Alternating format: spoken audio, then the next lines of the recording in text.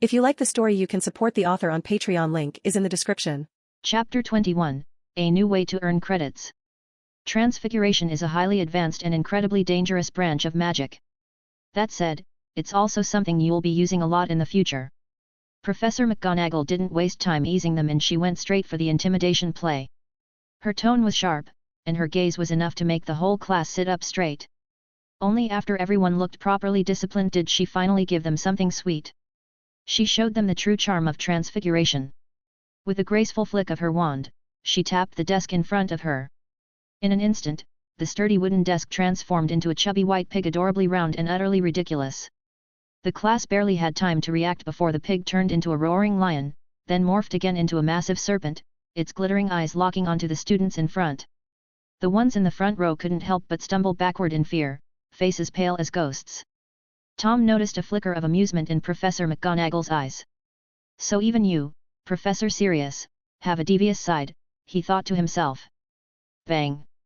The massive snake vanished, and the desk was back in place. Only then did the classroom start to calm down.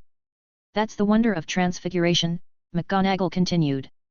With enough skill, you can use it to change the world around you. But don't get ahead of yourselves. Transforming large animals is something only senior students will attempt. For now, we'll start with the basics. She handed out toothpicks to everyone. Today's goal, turn the toothpick into a silver needle. When casting the spell, she instructed, clearly visualize the silver needle in your mind. Focus, no distractions. Picture it in detail and believe, without a doubt, that the toothpick in front of you is a silver needle. You need to align your mental image with reality. With that, she stepped back and let them practice. The room filled with whispers of spell casting, but sadly, the toothpicks stayed stubbornly toothpick-shaped. Tom, on the other hand, was zoning out. Gain Transfiguration Insight from Professor Credits +5. Gain Transfiguration Insight from Professor Credits +5. The notification pinged twice in a row. 10 credits, just like that. More importantly, it gave Tom a brand new idea, a different way to earn credits. He'd already mastered this basic spell during the summer, but somehow McGonagall's explanation helped him understand it on a deeper level. Was that why he got a bonus? But the real surprise came a few minutes later. McGonagall walked around the classroom, checking everyone's progress. Most students hadn't managed anything. Every toothpick looked exactly the same. Still, she didn't seem angry. Turning wood into metal wasn't easy. It wasn't just a small shape change, it involved a complete material transformation, which was no small feat for first years. Of course, McGonagall knew that. After years of teaching transfiguration, she had her reasons for starting off with this spell. It wasn't about results, it was a subtle test. Tricky, but not impossible. Just enough to weed out the ones with real potential. She sighed as she moved down the rows. Half the class done, and not a single spark of promise yet. Then she reached Tom. He calmly drew a circle with his wand, tapped the toothpick lightly, and with a shimmer of light, the toothpick transformed. A perfectly smooth silver needle sat on his desk, catching the light with an elegant gleam. But that wasn't what made McGonagall pause. This wasn't just any silver needle, it had delicate patterns etched along the shaft. It looked like something out of a craftsman's collection. Beautiful. Precise. Amazing. She declared, loud enough for the whole class to hear. Mr. Riddle has successfully cast the spell on his first try, and even added ornamental details. 5 points to Slytherin. The Gryffindors didn't react much. They were still new to Hogwarts and didn't really care about house rivalries yet. The Slytherins, though, fell into a strange silence. Malfoy shot Tom a dirty look, full of disbelief. He's just a muggle-born, how the hell did he pull that off? Malfoy thought bitterly. Even I couldn't manage it. Tom himself hadn't cared about the house points until the next notification from the system popped up.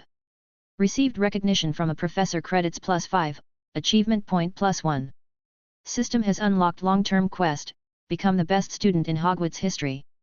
House points earned by host will convert to credits at a 1:1 ratio, and to achievement points at a 5:1 ratio. Note, winning the House Cup will yield extra rewards. Tom sat up straighter. He didn't give a damn about house points but credits and achievement points? Now that was different. For a moment, he even regretted not getting sorted into Gryffindor. With Harry Potter around, Gryffindor was practically guaranteed to win the House Cup every year. He could have raked in credits without even trying. But now? If he wanted to win the House Cup as a Slytherin, it meant he'd have to get creative. Maybe even, blow up Dumbledore's plans a little. The House Cup had been pretty much rigged in recent years to boost Harry's fame and subtly manipulate him. It was part of Dumbledore's long game, grooming Harry into a hero, someone who'd instinctively step up in a crisis, someone ready to face Voldemort when the time came. Tom hadn't cared about Dumbledore's savior training program. In his opinion, Voldemort had only two possible outcomes, either die like in the original timeline, or get crushed by him once he got strong enough. But if chasing the House Cup meant racking up credits and leveling up, then sorry, Dumbledore. He'd just have to offend the old man a little for the sake of progress. He'll understand, won't he? Chapter 22, Study Space's Virtual Library. Professor McGonagall had no idea that Tom was already scheming to steal the House Cup right out from under her nose. She only praised him, reminded him not to slack off, then went on to check on the rest of the students. Still, something about the situation was bothering her. Logically, she knew this Tom Riddle was just a kid who happened to share a name with that Tom. But the better he did, the harder it was for her to ignore the memories. It was almost uncanny. Was the name Tom Riddle secretly blessed by Merlin himself or something? How did you do it? Hermione leaned in the moment McGonagall was far enough away, a hint of jealousy in her voice. Back in the Muggle world, she and Tom had always been neck and neck, even if she did tend to come in second. The difference was small back then. But now? It felt like he'd taken off at lightning speed while she hadn't even crossed the starting line. Tom gave her a calm look. The more pressure you put on yourself, the less likely you are to succeed. He didn't mind giving her a few pointers. Don't think of casting spells like assembling a machine. Every spell you cast is a reflection of your talent. Keep your mind calm. Think of it like this, that toothpick belongs to you. You tell it what to become, and it obeys. That's what it means to be its master. Daphne, who'd been listening nearby, took a deep breath, flicked her wand with more ease than before, still following McGonagall's instructions, but less stiffly. A flash of silver shimmered across her toothpick, and, voila! It turned into a silver toothpick. Not quite a needle, technically, but close enough. It even looked sharp. She lit up with excitement. I did it, Tom. You're amazing. Slytherin earned another point thanks to her. Unfortunately, since Tom hadn't been the one to get it, his system didn't reward him with any credits. But it still annoyed Hermione to no end. Competitive as ever, she stopped talking to him and dove back into practice with a determined scowl. Right before the end of class, she finally managed to change her toothpick too. It turned into a shiny silver needle, but it was still made of wood. Still, that was impressive enough to make Professor McGonagall smile and award a point to Gryffindor. Boom! A sudden explosion startled everyone and made McGonagall jump. This was Transfiguration class, not Defense Against the Dark Arts. Why was something exploding? She quickly found the culprits. Seamus Finnegan and Neville Longbottom sat at their desk, both of them with wild, frizzy hair like they'd stuck their fingers in a socket. Their toothpicks? Now just blackened charcoal. McGonagall's face darkened like thunderclouds. She docked a point from Gryffindor and announced the end of class. Hogwarts really did have all kinds. Not only had it produced a powerhouse like Tom, now they had explosion jutsu users too. Absolutely terrifying. After class, Daphne wanted to walk with Tom, but Millicent Bulstrode and Pansy Parkinson called her over. All she could do was watch helplessly as Hermione dragged Tom off to the library. Why are you hanging around with a muggle-born like that? Pansy said with a sour face. Yeah, Millicent chimed in. Sure, he looks all right, but you can't hide his dirty blood. Just wait, Not and the others will teach him his place soon enough. Daphne rolled her eyes. What's it got to do with either of you who I'm friends with? Mind your own business. Then she gave Pansy a cold look of disgust. Parkinson, you've got spinach stuck in your teeth. It's gross. Don't talk to me until you fix it. And you, Bulstrode, your toothpick didn't do anything the whole class. You've got no right to criticize Tom's bloodline. You're an embarrassment to purebloods. With that, she turned and walked off, completely ignoring their furious, red-faced expressions. Daphne came from the Greengrass family, one of the Sacred 28. That gave her the right to completely disregard the likes of Parkinson and Bulstrode. Even if they were technically equals on paper, she simply didn't care. She wanted to go after Tom, but the idea of sitting next to Hermione annoyed her. So she just went back to her dorm to write a letter home instead. Meanwhile, Tom had arrived at one of Hogwarts' real battlegrounds, the library. Back in the day, the other Tom had mined this place for knowledge, learning key spells and building the foundation that let him become a force to be reckoned with after graduation. And it wasn't just him. Plenty of students had benefited from the library's vast collection. Classroom lessons were good enough to get you a diploma. But if you wanted powerful or rare magic, you had to dig it up yourself. That's how students with equal talent ended up with vastly different results. Some people unlocked their full potential. Others wasted it. That's just how it was. Madame Pants, the librarian, had eyes like a hawk.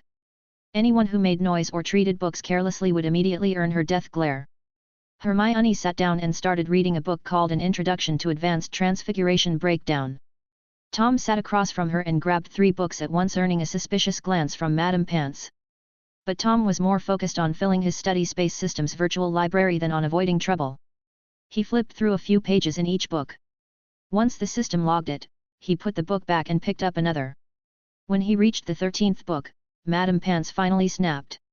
She walked over, feather duster in hand, and leaned in. "Child, what exactly are you looking for?" Tom blinked innocently. "That's just it. I don't know. That's why I need to check every book. Is there a problem?"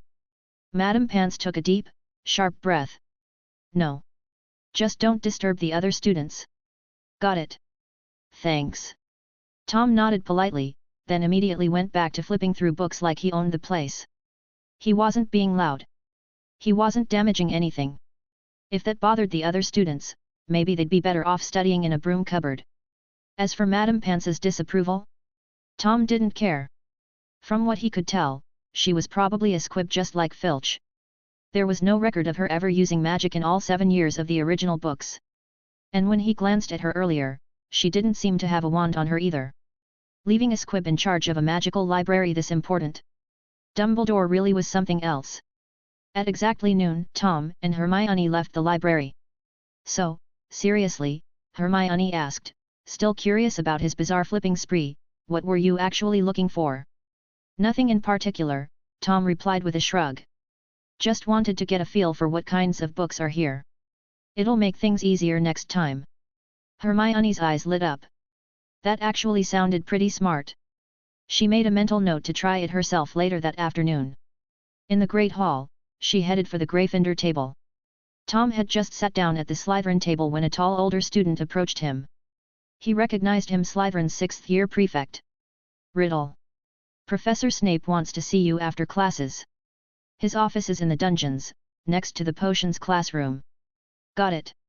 Tom nodded, but his eyes drifted past the prefect to lock onto the 3 troublemakers, Zabinai, Rosier, and Knot. Rosier met his gaze and grinned wickedly, drawing a finger across his throat in a not-so-subtle threat. Tom just smiled. Perfect. Looked like he'd get some exercise tonight.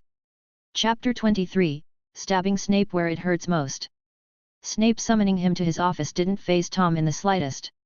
He finished lunch, went back to his dorm for a power nap, and only then made his way to the greenhouses for herbology. Professor Sprout, who taught the class, was a plump and cheerful-looking witch, always smiling and clearly very kind. She called for the students to line up neatly and warned them not to touch anything until everyone had arrived. Then, she led them all into Greenhouse 1. First years didn't get access to the more dangerous or magically volatile plants yet. Most of what was in Greenhouse 1 were gentle fungi and common herbs. Their task for the year was simple in theory: memorize the properties and uses of each plant, and learn how to properly cultivate and care for them. Tom earned Slytherin another 5 points after answering a few questions correctly. Truth be told, the heads of the 3 other houses were all decent people. They'd long grown beyond inter-house rivalries and genuinely wanted the best for all their students, even those outside their own house. They were fair, professional, and kind. Then there was Snape. The guy was like well, never mind. Tom still had to show some basic respect. After all, Snape was his head of house. After class, Tom and Daphne parted ways in the dungeons. "Tom, whatever you do, don't talk back to Professor Snape," Daphne warned him seriously. I asked a few upper years if you just admit fault sincerely, he'll usually go easy on Slytherin students. I hear you. Thanks, Daphne, Tom replied. Of course, he had no intention of groveling, but he wasn't tactless either. He wasn't going to say anything to spoil her kind intentions. Knock, knock, knock. Come in. Tom pushed open the door to Snape's office. The lighting was dim. The only illumination came from a green-tinged fire in the hearth and a few low-burning candles. The room stank of herbs and sharp, bitter potions. Glass cabinets lined the walls, not with books, but jars and vials filled with floating organs, strange roots, and other unpleasant oddities.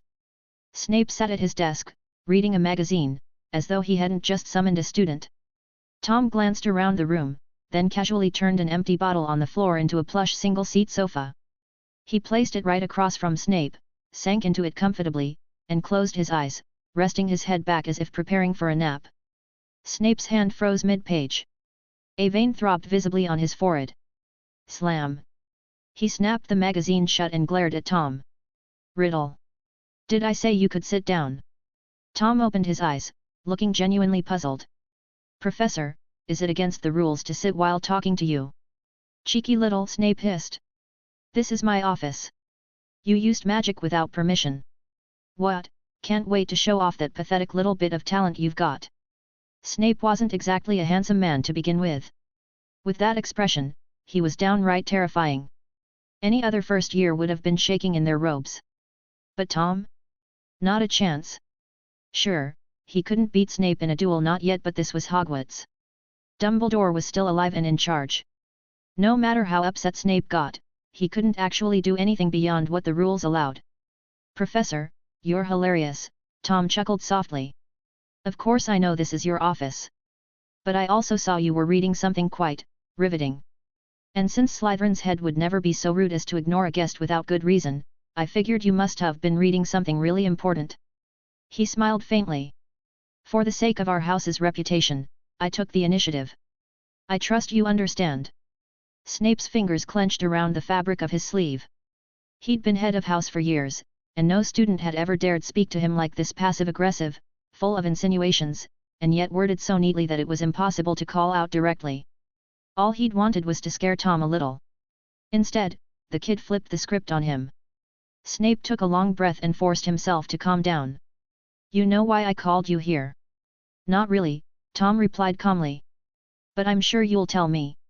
You attacked Zabinai, Rosier, and not yesterday. Snape leaned forward slightly, voice low and dangerous. Riddle, it's your first day, and you're already fighting your dorm mates. Do you even see me as your head of house? Professor, I didn't have a choice. Tom sighed and explained the situation. They didn't like that I was a Muggle-born orphan. Thought they could treat me like a servant. And this morning, I overheard them whispering the word Mudblood. At first I didn't know what it meant. I had to ask Greengrass. Then I understood. Tom lifted his head, locking eyes with Snape. His expression was serious, almost sincere. Professor, try putting yourself in someone else's shoes. If you called someone a Mudblood and they didn't punch you in the face or at least hate you forever, that would be unusual, wouldn't it? Snape's eyes widened. His entire face went red, blood rushing to his head. For a second, it looked like he might actually faint from the emotional whiplash. His hand trembled as he pointed at Tom. You. With no warning, Tom had stabbed right into the most painful, private scar of Snape's past. The one memory he never talked about. The one that still haunted him. Tom blinked, then lit up like he'd just had a great idea. So you do understand. I knew it.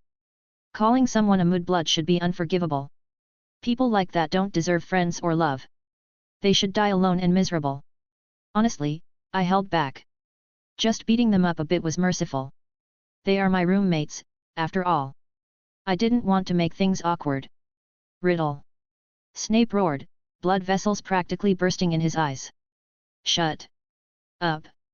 Now. Tom held up his hands innocently and made a zipping motion across his lips, finally going quiet. Snape's chest heaved as he tried to regulate his breathing. It took him several long moments to calm down. When he finally did, his eyes were still sharp enough to cut. I don't know what kind of twisted logic you've picked up, he growled, but fighting is against school rules. I'm deducting. He paused. Right. This little demon is in my house. If he took points away from Tom, he'd be lowering Slytherin's score. So was he punishing Tom, or punishing himself? Damn it. This kid is unplayable. Chapter 24, Andrus, Let's Rob Snape. Before this school year began, Slytherin had already pulled off 6 consecutive wins. One more, and they'd make Hogwarts history with a 7th. And with Harry Potter now in Gryffindor, Snape was more determined than ever to win the House Cup. No way was he going to lose to James Potter's son even if the boy was also Lily's son. Snape had never docked points from his own house before, and he sure as hell wasn't about to start now. Especially not after today. He was already sick of Rosier and his little gang. If they hadn't gone looking for trouble with Riddle, he wouldn't have ended up emotionally gutted. So yeah, Snape didn't want to punish Tom for hitting his roommates. He just wanted to get even.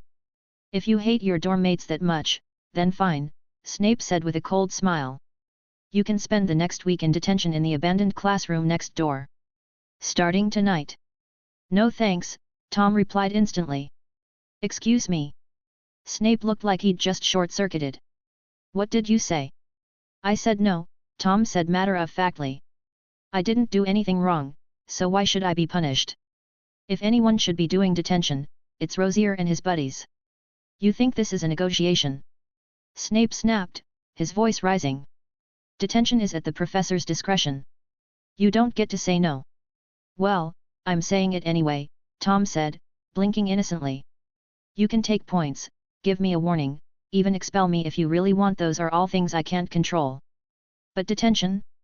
My legs, my choice. I'm not going. His system only said earning points gave credits, it never mentioned losing them would take anything away. So let Snape deduct away. See who regrets it more. What a little monster. Snape stared at Tom like he was some kind of spiky hedgehog, impossible to get a grip on. A teacher's tools for dealing with a student were pretty standard: take points, talk to their head of house, contact their parents, assign detention, write them up, or, worst case scenario, expel them. But Tom was from Snape's own house, so taking points or tattling to the head of Slytherin wouldn't get him anywhere. And the kid was an orphan, so there was no parent to call. Detention? Rejected outright. And anything beyond that, like a formal warning or expulsion, required Dumbledore's approval. And Dumbledore? For something like this? He probably wouldn't even scold the boy. Tom Riddle. Untouchable? Snape's blood pressure skyrocketed. His face was flushed with rage as he pointed furiously at the door. Out. Get out of my office. See you, Professor. Tom stood up without hesitation, turned, and walked out. On his way, he kindly left the door wide open just to make Snape walk the extra few steps to shut it, since Snape hadn't so much as moved when Tom first entered. Too bad Tom forgot this was the wizarding world. With a sharp wave of his wand, Snape sent the door slamming shut behind Tom with a thunderous bang, loud enough to make the whole corridor shake. A group of students who'd just arrived for potions jumped at the noise and turned curious eyes toward Tom. Back inside, Snape was still heaving, his chest rising and falling with barely restrained fury. There's a term in psychology: cognitive dissonance. It's when your actions and beliefs clash so hard your brain buries the whole mess just to protect you from spiraling into anxiety or guilt. Snape lived in that state. But today, a single student had forced him to dig up the one thing he'd spent his life trying to bury, the mistake he'd give anything to undo. People who call others mudbloods deserve pain. They don't deserve friends, or love. They should die alone. Snape let out a broken laugh that sounded more like a sob. The weight pressing on his chest made it hard to breathe. The potions master, usually punctual to the second, was late to class for the first time in years. He didn't show up until halfway through, and when he did, his gaze was cold as ice. Nah, even colder. Elsewhere. Daphne was overjoyed to see Tom return unscathed, with no punishment whatsoever. Wow, I guess Professor Snape really is reasonable. Maybe those upper years were just being dramatic, she said brightly. Reasonable? Yeah, let's go with that, Tom said, smirking. Thinking it over, Snape had kept things verbal. Even when his metaphorical lungs had practically exploded, he never once looked like he wanted to raise his wand. All that prep Tom had done just in case? Totally unnecessary. They stood by the massive floor-to-ceiling windows, admiring the view beneath the black lake. Daphne suddenly lit up. Hey! Maybe I'll get a camera and take some photos to show my sister. You really love your sister, hey? Tom said with a chuckle. From the moment they'd met on the train, Daphne had talked about her non-stop. It wasn't just affection, it was full-on sister obsession. When Tom made the comment, Daphne smiled sweetly. You'll like Astoria too once you meet her. She's starting school next year, and when you see her, you'll understand. Tom nodded. If her big sister's this cute, I'm sure she won't be too far off. That unexpected compliment hit Daphne like a thunderbolt. Her cheeks flared bright red, and without saying a word, she bolted for the girls' dorm. Tom. Was she really that easy to fluster? Or was this his natural riz? He had no idea Daphne had been so heavily sheltered at home, barely interacting with boys her age. For her, hearing a compliment like that directly from a boy was a full-on social meltdown. Tom shook his head. With no one to enjoy the view with, he made his way back to the dorms. Sure, Snape hadn't punished him, but that didn't mean he was letting his snitch roommates off the hook. So, unfortunately, when he got back, the dorm was completely empty. No sign of Zabanai or the others. So he plopped down in a chair, cast a disillusionment charm over himself, and entered his study space. There, Andrus opened his eyes and greeted him with a grin. Your potions master has some pretty good stuff, he said. I think it's time we planned a little heist, don't you? Tom. Okay, wow, jumping right into it, hey? Chapter 25, Physical Strength. For the first time, Tom felt like he couldn't keep up with Andrus's train of thought. Hadn't they already moved on from that whole mess? Why did it feel like this self-proclaimed man of justice had a worse temper than him, out for revenge even when he hadn't lost anything? Seeing Tom's confused face, Andrus burst into hearty laughter. Tom, don't get the wrong idea. I'm not the petty type. It's just that Snape happens to have something I need. Or rather, something you need. Something I need. Tom paused for a second, then quickly caught on. You mean those potion ingredients? Exactly. Andrus admitted it without hesitation, then asked with a sly smile, Tom, do you know how wizards fought in my era? Tom frowned. How else? Blast each other with spells, maybe throw in some poison, assassination, sneak attacks, ambushes, gang up on people, that kind of stuff. Andrus's eyelid twitched. Most of what you said is accurate. He couldn't deny it back then, wizards would do anything to survive. The tactics they used were even dirtier than Tom imagined. Andrus's expression turned serious as he got to the point. Magic is, of course, a wizard's greatest weapon. But beyond that, he struck a dramatic bodybuilder pose. You can't overlook physical strength. As they say, massive muscles, passionate combat. Whether it's dodging a spell or landing a hit before the other guy, your body has to back you up. And when it comes to close combat, sometimes a fist is more reliable than a wand. A proud smile lit up his face. Plenty of wizards met their end under these iron fists of mine. Even some of those so-called prodigies from my generation, those pure academic types who only knew how to fight from a distance once I got in close, they completely lost it. Pathetic. And when it comes to building real strength, I've got a full training regimen and potion system. I was gonna wait until you were a bit more established before teaching you, but after seeing Snape's stash, I think we can get started early. So it was my poverty slowing down my progress. Tom muttered under his breath. What ingredients do we need? He asked. Andrus rattled off a list of potion materials, over a dozen in total, all high-end stuff. Aside from a few cheap, common herbs, the rest were outrageously expensive. For example, Dragonheart Tom had seen that in a potion shop before. 8 galleons an ounce, and that wasn't even fresh. 1 ounce is equal to 28 grams. Dragon blood grass? 15 galleons per stock, and they needed 8. Worst of all, the eyeball of a sphinx's claw. Even rarer than dragon parts, sphinxes were protected magical creatures. No way a normal drugstore would stock that. Maybe Nocturne Alley, if you got lucky. Price? Don't even ask. And yet, most of these ingredients were sitting pretty in Snape's personal collection. I'm in, Tom said instantly. Screw Snape, let's do it. If a student wants to get stronger, isn't it only fair for the teacher to offer a little support? I already scoped it out. Snape's confident in his security. No magical locks, no wards on the potions. All we need is a chance to sneak in. Tom was always cautious. Before going into Snape's office, he had already activated the study space. If Snape had tried anything, he could have summoned Andrus instantly with the embodied learning function. That's how Andrus knew the office layout and defenses so well. Let me think of a plan, Tom said, falling into deep thought. He couldn't underestimate Snape and Dumbledore. This was their turf. If he was going to do this, it had to be clean. Just as he was about to ask Andrus to teach him some stealth magic, the dorm room door swung open. Zabanai and his two flunkies stepped in, eyes lighting up at the empty room. Riddle isn't here. Bet Snape punished him. He's probably in detention right now. Don't be stupid, Rosier scoffed. Why detention? He probably got expelled. Exactly, Nott chimed in, nodding eagerly. First day and he's already acting like a lunatic. Getting expelled sounds about right. The three burst into laughter. Tom smiled too as he exited the study space. Disillusionment charm, cancelled. The moment he reappeared, all three boys froze. Then whoosh, they were yanked into the air, arms pulled behind their backs by invisible force, like they'd been tied up by magic ropes. A second later, their knees buckled and they crashed to the ground, forced into a kneeling position. Zabanai, Rosier, and Nott stared at the suddenly appearing boy in utter horror. What the hell? Why was he here? Didn't Snape already call him away? He just let him go like nothing happened. Tom ignored their panic.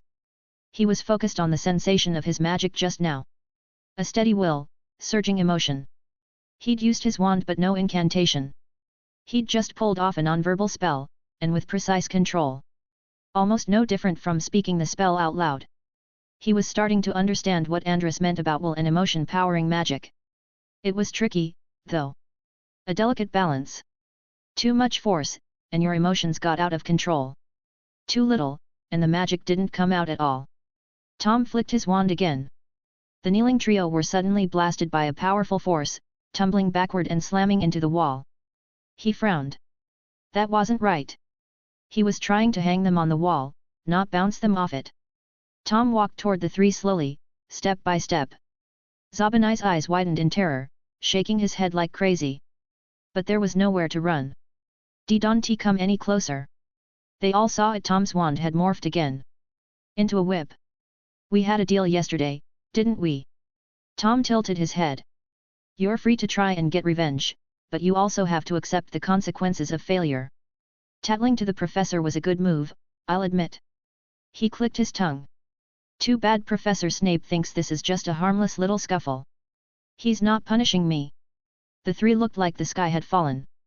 But Snape had looked so angry this morning. How was this a little scuffle now? Nott gave up all dignity and started begging. Riddle, I was wrong, okay? Please, don't hit me. Too bad, Tom shook his head with a smile. None of you are getting away today. Come on, each of you gets a guaranteed 10-hit combo. Chapter 26, Emotional Damages. The dorm was filled with wails and groans as Zabanai and the others received their daily blessings. Though their eyes were wet with tears, there was a certain clarity in their expressions now. Each of them had become noticeably more obedient. They thought it was finally over. Little did they know it was only the beginning. So, who's the genius that came up with the idea to rat me out? Tom casually twirled his wand, which had already returned to its normal form. He sounded relaxed, almost bored. This was just an internal dispute between roommates, but you lot ran off to snitch. I'm honestly hurt. Tattling to the head of house. This is the proud tradition of pureblood families, is it? Your little pureblood gang sure is, rude. The trio turned red in the face, part anger, part embarrassment. Tom's words cut deep. As pampered sons of noble houses, they had never been spoken to so bluntly. Still, despite the shame, Nott and Zabanai kept their mouths shut. They had no intention of selling out Rosier. No one's talking. Tom raised an eyebrow and slowly pointed his wand at them. Perfect. I just learned a few new hexes, thanks for volunteering to be my test subjects. Zabanai's expression changed instantly. Getting beaten hurt, sure, but who knew what kind of curses Tom had picked up? And if he messed one up mid-cast, it might be worse than getting it right. It was Rosier. Under the stunned stares of Roger and Nott, Zabanai folded. It was his idea. He said Professor Snape was close with his parents and would definitely take our side. Lying bastard set us up. Zabanai. You bloody traitor.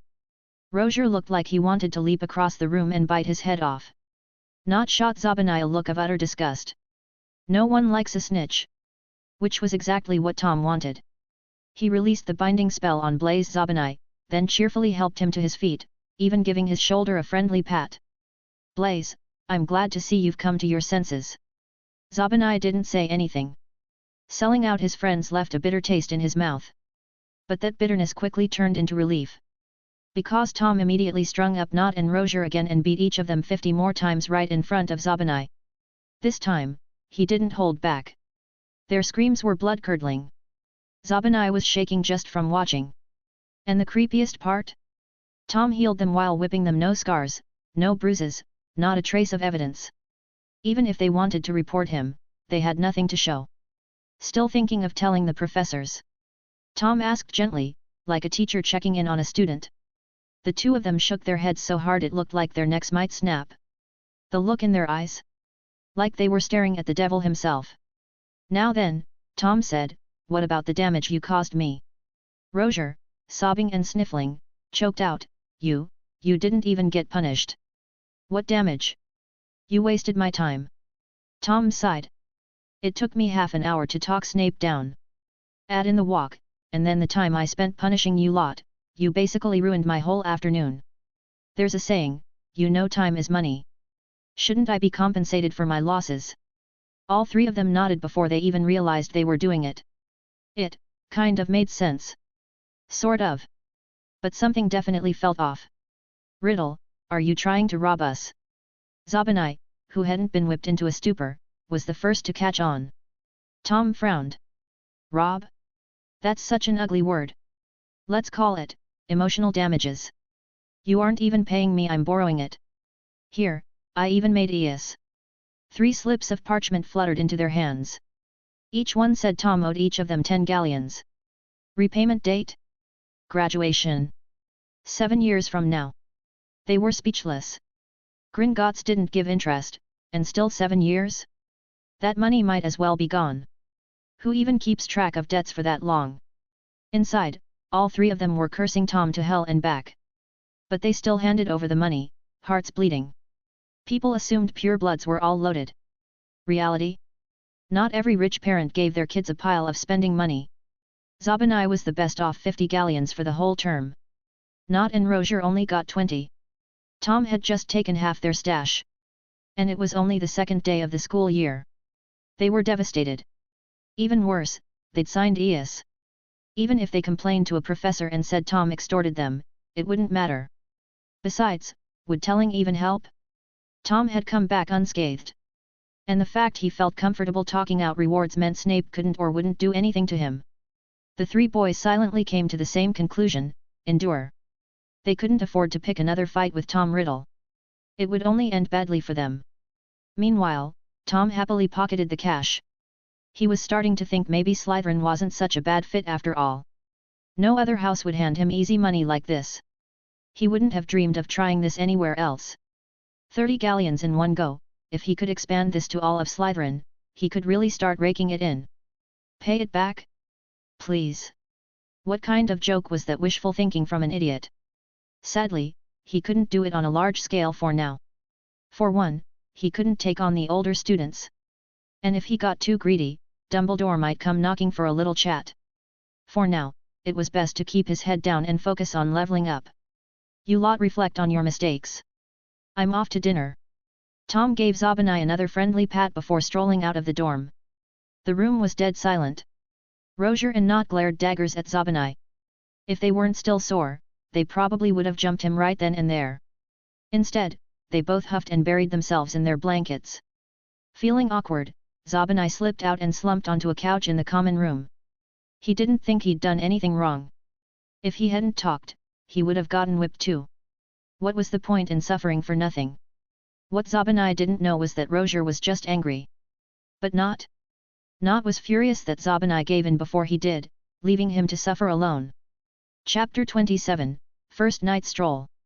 The next day, Tom's efforts at discipline were already paying off. His roommates still woke up earlier than him, but this time, they stayed completely silent, careful not to disturb him in the slightest. After breakfast, the Slytherins headed to Charms class with the Ravenclaws. Professor Flitwick was part goblin and stood barely 3 feet tall, but he was a brilliant spellcaster. Rumor had it he'd even won a dueling championship in his youth. Tom had a theory: it wasn't just talent, it was that Flitwick's small size made him incredibly nimble. Most spells probably missed him altogether, which gave him a huge edge in duels. Still, the man knew how to teach. He didn't throw them into spellcasting right away. Instead, their first class was a showcase. He explained all the different ways magic could be used in everyday life and demonstrated spell after spell. The room was full of wide eyes and eager whispers. Once he had everyone's attention, Professor Flitwick went back to basics: how to properly grip a wand, what each descriptive term meant when casting, and little tips on channeling magical energy more effectively. By the end of class, Tom had earned 20 credits. Then came the afternoon. Defense against the dark arts. Every first year was excited for it except Tom. Because he already knew the truth, Quirrell wasn't going to impress anyone. If anything, he'd end up making a fool of himself. A complete waste of time. But not everyone thought that way. Quirrell himself was looking forward to the lesson. Or more accurately, his master was. Voldemort wanted to get a closer look at Harry Potter, the boy who somehow survived his killing curse and nearly destroyed him, and also, the boy who shared his name. As Quirrell stepped into the classroom, the pungent stench of garlic quickly filled the air. He claimed it was to ward off vampires. The students bought it. Tom didn't. For the first time, Tom raised his hand. "Why yes, Mr. R.R. Riddle." Quirrell stammered, clearly nervous. And with good reason. Voldemort was screaming in his mind. Just hearing that surname had set him off, reminding him of his own despicable origins. He regretted not placing magical restrictions on his real name as well as Voldemort. Tom stood up slowly. "Professor, I've read that garlic is used to repel vampires, but this is Hogwarts. Dumbledore is the greatest wizard of the century. I find it hard to believe any vampire would be reckless enough to attack you here." The class burst into laughter. Heads nodded. That actually made a lot of sense. Even the Muggleborns who were new to the wizarding world were starting to understand what Dumbledore's name represented: an unshakable mountain of power. "I'm afraid of curses," Quirrell replied with a weak smile, clearly prepped for this. "Never underestimate dark creatures, Riddle. We must always stay vigilant." He added quickly, "Good question. 5 points to Slytherin." Tom sat back down, satisfied. Just as he expected, Quirrell was a coward and a people-pleaser. If anyone caused trouble, he'd toss house points around like candy to calm the waters. The rest of the class was painfully dull. Quirrell didn't teach them anything useful, he just rephrased textbook passages in his own words. The students were clearly disappointed. After class, Tom noticed Draco Malfoy getting into it with Harry again. It seemed Draco had made Harry his new obsession. He was constantly picking fights and dragging his lackeys along for backup, completely ignoring Tom, the actual weirdo of Slytherin. In the days that followed, Tom's routine settled into a rhythm. When he wasn't in class, he was being tugged in 2 directions. Hermione always wanted to go to the library or practice spells in some quiet corner, while Daphne preferred long walks and exploring Hogwarts secrets. Aside from those 2, Tom didn't really have any other friends. The Slytherins didn't like his background, and the other houses didn't like Slytherins. Honestly, it was impressive how Slytherin had managed to alienate everyone. Of course, Tom figured it wasn't entirely their fault. Snape definitely played a role in that. Within just a few days, Slytherin was miles ahead of the other houses in points. Not because they were earning more, but because Snape was relentless in docking everyone else's. "This is outrageous." Hermione was fuming after seeing Snape deduct 2 points from a pair of Ravenclaw girls for walking slightly too fast down the corridor.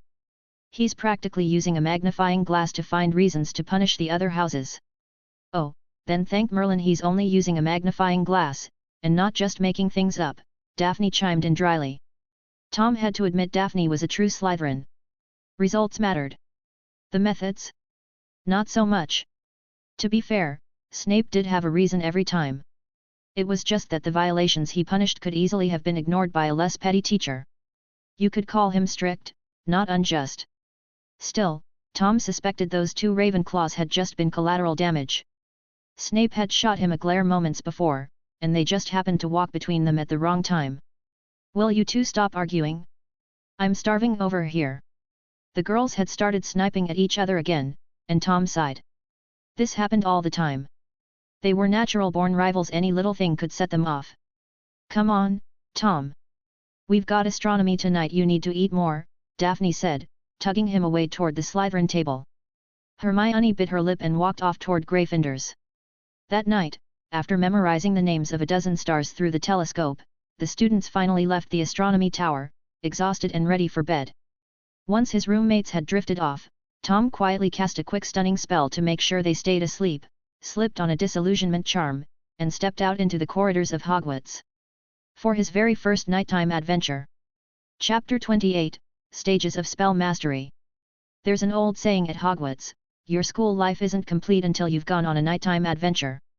Officially, the school has plenty of rules to keep students in line. But any upper year student will tell you not breaking the rules, that's not the problem. It's getting caught. Tom wasn't sneaking out tonight because he was rebelling or anything like that. He just wanted to rack up some achievement points.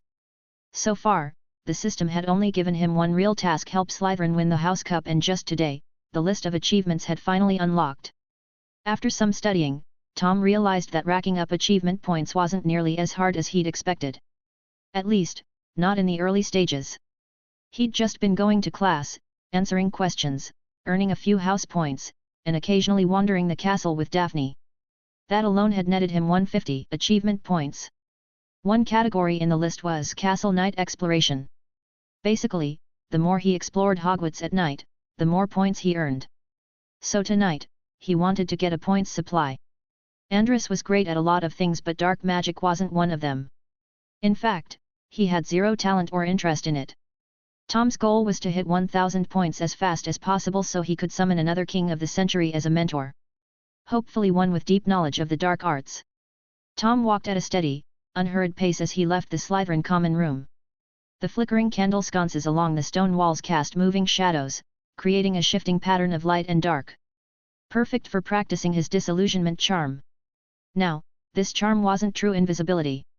It worked more like a chameleon, blending the caster's body into the surroundings by refracting light. In a calm, stable environment, the spell held up well. But in a place where light kept shifting like a dim corridor at night, it really tested the caster's control. The corridors were deathly silent. Every now and then, a distorted shadow would stretch across a wall, only to vanish in the next flicker like ghosts gliding through the halls. Gradually, the shadows became fewer and far between. Tom was getting better. He could now control the tiny fluctuations in light and color that gave him away during shifts. There wasn't an official grading system for spell mastery, but Tom had figured out a general framework. Stage 1, you can cast the spell, sometimes. It's hit or miss. That's basic entry level. Stage 2, with enough practice and a feel for how the magic works, you move into proficient use. The spell becomes easy to cast, and your success rate shoots up. At this stage, skill matters. Take the levitation charm, for example. Some people can only make things float straight up and down. Others can choreograph floating objects into an elegant dance. That's the difference skill makes. The next level is silent casting. You don't say the incantation out loud, making your magic faster and harder to detect. But even experienced wizards often still say the spell aloud. Speaking helps them focus, channel magic more clearly, and often makes the spell stronger. The final stage? Wandless magic. On this subject, Andrus had the most authority. He was widely regarded as the greatest wandless spellcaster in history. According to him, wandless casting had little to do with technical skill. It was more about understanding magic on a deep, conceptual level, and, frankly, raw talent. Some wizards could duel Avada Kedavra head-on clearly at peak proficiency, but the moment you took their wand away, they were useless. That's a lack of talent. 2 hours later, Tom had finally made it to the second floor. He'd been slowly unlocking doors one by one, stepping inside and waiting for the system to ping an achievement before moving on. That's why it took so long. But it was worth it. He'd earned 20 points tonight. Satisfied, and now a little hungry, Tom decided to head for the kitchens. Even though both the Slytherin common room and the kitchen were in the dungeons, they were located on opposite ends of the castle. Slytherin was tucked away on the south side, the kitchen sat directly beneath the Great Hall. He descended the spiral staircase into a wide underground space lined with barrels. A few paintings adorned the stone walls. Opposite a fruit-themed painting stood a barrel larger than all the others laid on its side. That was the entrance to the Hufflepuff common room. To open it, you had to knock on the barrel in a specific rhythm. But unless you were a Hufflepuff, don't even try it. The door wouldn't open, and as a bonus punishment, it would spray you with nose-burning vinegar. Seriously, Hufflepuff might have the best setup in the entire school. Only students who actually lived on campus could appreciate how nice it was to have your dorm right next to the dining hall. Actually, scratch that, this wasn't a dining hall. This was the kitchen itself. It was open 24/7, staffed by house elves who would bend over backward to fulfill any request you had. A fully customizable personal chef service. Anytime. And that wasn't all. Hufflepuff's dorm was located in a prime spot. Just a short walk upstairs brought you to the Great Hall and most classrooms. Meanwhile, the other houses? Gryffindor and Ravenclaw were way up in the towers. Slytherin was shoved off in some shadowy corner. If Hogwarts used a pedometer app, those three houses would be racking up thousands more steps a day than Hufflepuff. Still envious of their prime real estate, Tom stopped in front of the fruit painting and scratched at the green pear. The pear squirmed like it was being tickled, letting out a giggly hiss as it wiggled into the shape of a doorknob. Tom. Okay, he had to admit that was pretty cute. Helga Hufflepuff must have had a real playful side to design something like this. Muttering to himself, Tom turned the handle and stepped inside. It was a huge room easily as big as the Great Hall, with a high ceiling and shelves lined with gleaming copper pots and pans. The moment he walked in, there was a sharp pop, and a house elf appeared in front of him, bowing deeply. Sir. I is Hobby. What can I be getting for you? I'm Tom Riddle, he introduced himself, then added, I'm just a bit hungry. Came looking for something to eat. Hobby will prepare it right away. The little elf squeaked and dashed off toward the stove. As Tom waited, the kitchen doors creaked open again. Two identical redheads poked in just in time to lock eyes with Tom. Chapter 29, Potions Class. Getting caught sneaking food is always awkward unless you run into someone doing the same thing. Then, it feels like you've found a kindred spirit. That was exactly the case with Tom and the two people who showed up afterward. After a brief moment of surprise, the two identical faces broke into matching grins and walked over to Tom, laughing. Well, what are the odds? Running into Slytherin's newest snake. Riddle, you're the first student we know. Outside of a few Hufflepuffs. To discover the kitchen's secret this fast. The twins finished each other's sentences so naturally and rapidly it was like they shared one brain. Tom raised an eyebrow and clicked his tongue. Do you two have telepathy or something? They exchanged a smug smile, clearly enjoying the compliment. Let's do introductions. I'm Fred. I'm George. And we're both Weasleys. I'm Tom Riddle, Tom replied with a smirk. The famous Weasley twins, hey? Even though the year just started, Phyllis never stops complaining about you two. You're hard to ignore. Phyllis Slytherin's fifth-year prefect. Figures, Fred said with a shake of his head. He probably said some nasty stuff about us, didn't he? Just because we tossed a dung bomb into his bag. Honestly, he needs to lighten up. Tom couldn't help laughing. Say what you will, these two really were the life of the castle. You'd never be bored with them around. Riddle, your reputation is way bigger than ours right now, Fred leaned in and lowered his voice dramatically. You know, you've already broken a record. What record? Tom asked, intrigued. George leaned back with mock seriousness.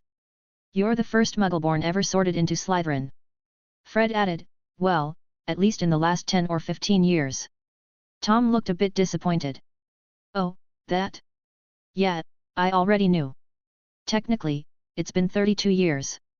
The last one disappeared after graduation. Rumor says he was killed by a dark wizard. To be precise, he was killed by Tom Riddle. Yep, the last one.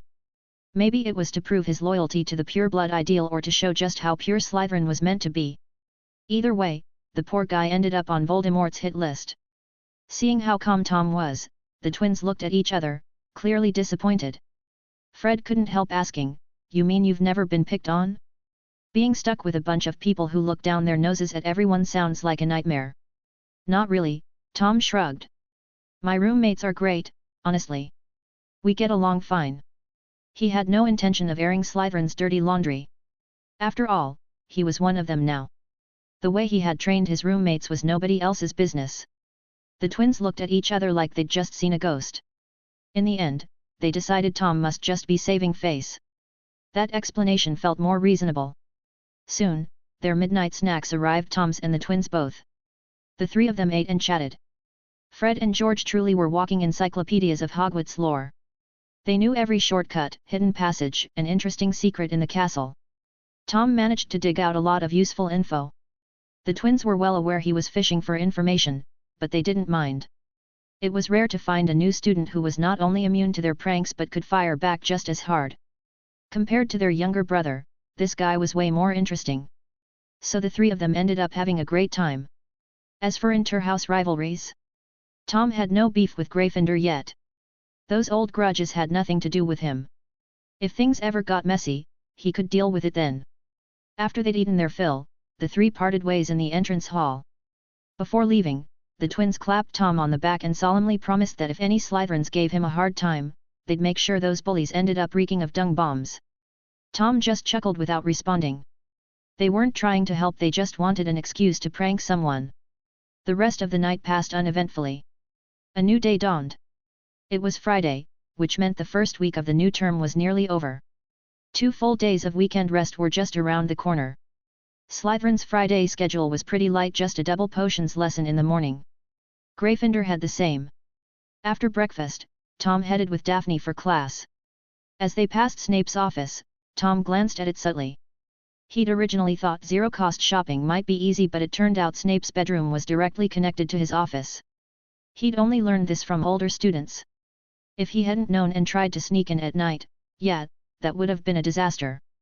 So Tom decided to wait for the right opportunity, one where he could be sure Snape wasn't in the office or the bedroom. At 9 o'clock, the bell rang. Snape entered right on the dot, moving with brisk, dramatic energy. His robes billowed behind him like a bat skimming across the floor. The moment he appeared, a heavy silence fell over the room. Whether Slytherin or Gryffindor, every student clammed up immediately. As Snape swept past, Tom instinctively leaned away. He didn't want that greasy hair brushing against him. Snape's eyes scanned the room, lingering a little longer on Tom and Harry before pulling out the roll book. Like most professors, he paused when he got to Harry's name. "Oh yes. Potter," he said with an edge of disdain. "Our newest celebrity." Malfoy and his goons snickered like they'd just heard the funniest joke in the world. The tone. The delivery. It sent a chill down Harry's spine. He was used to professors making a big deal out of him, but this time, something felt off. Something felt wrong. Chapter 30, He's doing it again. Snape continued taking roll. Eventually, he reached Tom's name and shot him a look that could have frozen boiling water. His eyes were dark and unreadable.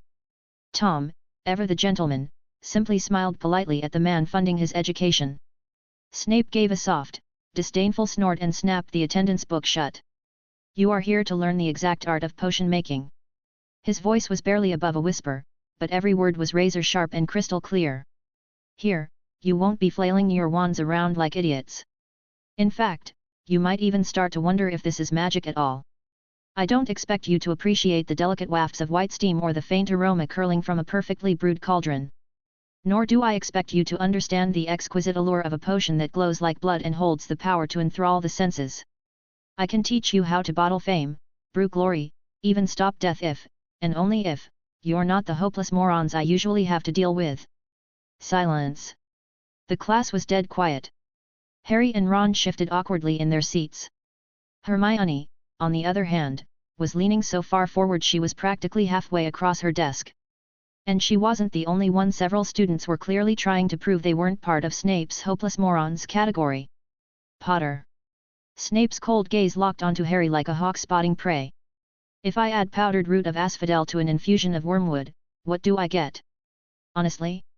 Harry couldn't even parse half the words in that sentence. Scratch that, he didn't even know what wormwood was. All he could do was glance helplessly at Ron for backup. To his dismay, Ron immediately broke eye contact and tried to shrink into his seat like he could disappear by sheer willpower. Hermione had her hand up so fast it was a blur, but Snape completely ignored her. His eyes were fixed on one person and one person only, Harry Potter. I don't know, Professor, Harry said stiffly. Snape curled his lip. TCH. Fame clearly isn't everything. Malfoy snickered loudly, clearly enjoying Harry's embarrassment more than he would have enjoyed praise from Snape himself. Let's try again, shall we, Potter? Snape drawled. If I asked you to fetch me a bezoar, where would you look? I don't know, Professor. Harry was still trying to wrap his head around the first question. What's a bezoar? I'm asking the questions, not you. 1 point from Gryffindor. Snape shot him a withering look. Fine, let's go even simpler. What's the difference between monkshood and wolfsbane? He turned sharply. Miss Granger, I suggest you stay seated. Hermione froze mid-rise and reluctantly dropped back into her chair. I still don't know, Professor, Harry muttered, now fully numb. Snape let out a dramatic sigh, as if Harry had personally offended him by daring to exist. Then, suddenly, he turned. Riddle. You look far too relaxed. Clearly you know the answer, don't you? Why don't you tell us what happens when you mix powdered asphodel with a wormwood infusion? Tom didn't even blink. After standing up to Snape once already, he'd been expecting this. In fact, he'd been waiting for it. As Hermione looked on with a mixture of awe and jealousy, Tom rose from his seat and began speaking in that calm, unhurried tone of his. Asphodel is a member of the lily family. In Greek mythology, it's said to grow in the underworld, symbolizing a barren land where souls rest after death. During the Victorian era, flower language was all the rage. Asphodel represented the phrase "my regrets follow you to the grave." Wormwood, likewise, carries meanings of bitterness and sorrow. So, in this question, the one who asked it might be using the language of flowers as a metaphor expressing deep remorse toward someone who was pure and gentle like a lily. Or perhaps, that person's name was Lily. Scribble, scribble, scribble. The whole class, Harry included, turned in unison to stare at Snape, their expressions ranging from confusion to total shock. Wait. That's what this question was about? Harry, in particular, was reeling. Lily? That was his mum's name. Is Snape apologizing to her? Why? Meanwhile, Snape staggered back a step as if physically struck, staring at Tom like he'd just risen from the grave. I asked you to answer the damn question, not write a bloody essay on symbolism. The worst part? Tom had read him like a book, uncovering the emotions and intentions Snape thought he'd buried deep. The kid had flayed him with nothing but metaphors and wordplay. Because yes, that question was Snape's roundabout way of saying something he couldn't say outright. And no, it wasn't even meant to be a real quiz. It was a 6th year level question that had nothing to do with what first years should know. It was just an excuse to mess with Harry. If Snape really wanted to stump Potter, any standard first year potion would have done the job. But no. He'd chosen this one. And now, for the second damn time, Tom Riddle had sliced right through his heart like a cursed blade. Snape's thoughts were an internal scream. His expression had turned positively glacial. Riddle, he said coldly, I asked you what potion the mixture creates. Not for your analysis of flower meanings. If you don't know the answer, just say so. No need to ramble about nonsense. Oh, that's what you meant. Tom tilted his head innocently, as if he'd just remembered this was potions class, not literature. Right, when combined correctly, asphodel and wormwood produce a powerful sleeping draught known as the Draught of Living Death. I suppose the name of the potion itself is the final flourish, implying a grief so deep it makes life unbearable. PFFFFFT. Again. He's doing it again. Snape was done. His icy composure cracked into full-blown fury. Sit down. Just sit down. Tom blinked innocently, then quietly returned to his seat, looking like he had no idea what he'd done wrong. Daphne looked like she'd just seen a ghost. How did answering a question make the professor this mad? And wasn't Tom's answer technically correct? The younger students glanced from Harry to Tom, then back to Snape. Snape snapped. What are you all looking at? Do I have the answer written on my face? Write it down. Unless you'd like me to drill it into your skulls personally. Everyone jolted into action, scribbling furiously. Then Snape stormed past the front row, caught a glimpse of Nott's notes and nearly had a stroke. Why are you writing down Riddle's rambling nonsense? I meant the formula. You lot are the worst class I've ever taught. Chapter 31, Cure for Boils. Snape once again felt like he'd been hit by a truck. Honestly, he only had himself to blame. Why did he even bother provoking Riddle, that infuriatingly unpredictable student? Now he was so rattled he couldn't even keep his usual cold, composed front. Not that he'd ever admit he was wrong. He was the teacher, Tom was the student. Sooner or later, he would catch the boy slipping. Screw that, he must make Tom suffer. With a cold flick of his wand, the blackboard filled up with rows of cramped writing. These are the ingredients and steps required for the boil cure potion. Everyone, go fetch your materials.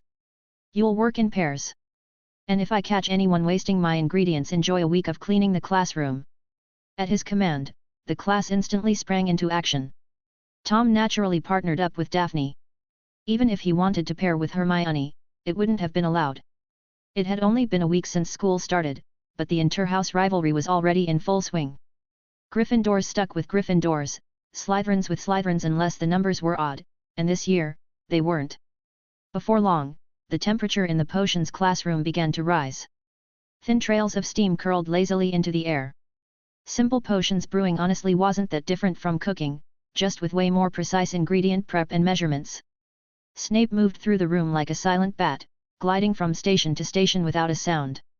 When you couldn't see him, it always felt like he was right behind you, breathing down your neck with those emotionless, soul-piercing eyes. But soon, it became obvious Snape had locked onto his favorite target. Potter. If you didn't understand what steps meant, you could have asked me. Instead, you've reduced the porcupine quills to mush. 1 point from Gryffindor.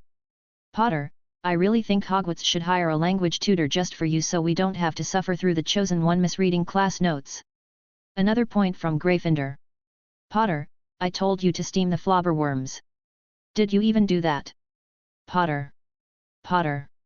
Any lingering hope Harry had that Tom was being sincere earlier was thoroughly destroyed. That crap about Snape expressing regret? The supposed secret message in the flowers? Shit. Absolute nonsense. Snape was just out for blood. And this version of Snape? Way nastier than the one in the books. By the halfway mark of the lesson, Gryffindor had already lost 10 points. Hermione looked like she was 2 seconds away from snapping and taking over Harry's cauldron herself. Thankfully, once Snape had vented enough of his pent-up rage, he finally backed off. He gave Neville Longbottom a few biting remarks for good measure, reducing the poor boy to a teary mess, and then turned his attention to Tom. Snape wouldn't dock points from Riddle. But his mouth? Oh, that was still very much in play. If he could find even one thing to criticize, he'd unload a verbal assault worthy of a potions master. But after watching for a while, Snape's face just got darker and darker. Where were the mistakes? Why couldn't he find anything wrong? Tom's technique was almost absurdly flawless. Sure, Snape did spot a few flaws, but they weren't the student's fault. They were due to minor variations in ingredient quality. Each potion had to be slightly adjusted based on the unique properties of that batch of ingredients, especially if one was striving for perfection. But that level of nuance was way beyond what first years were expected to know.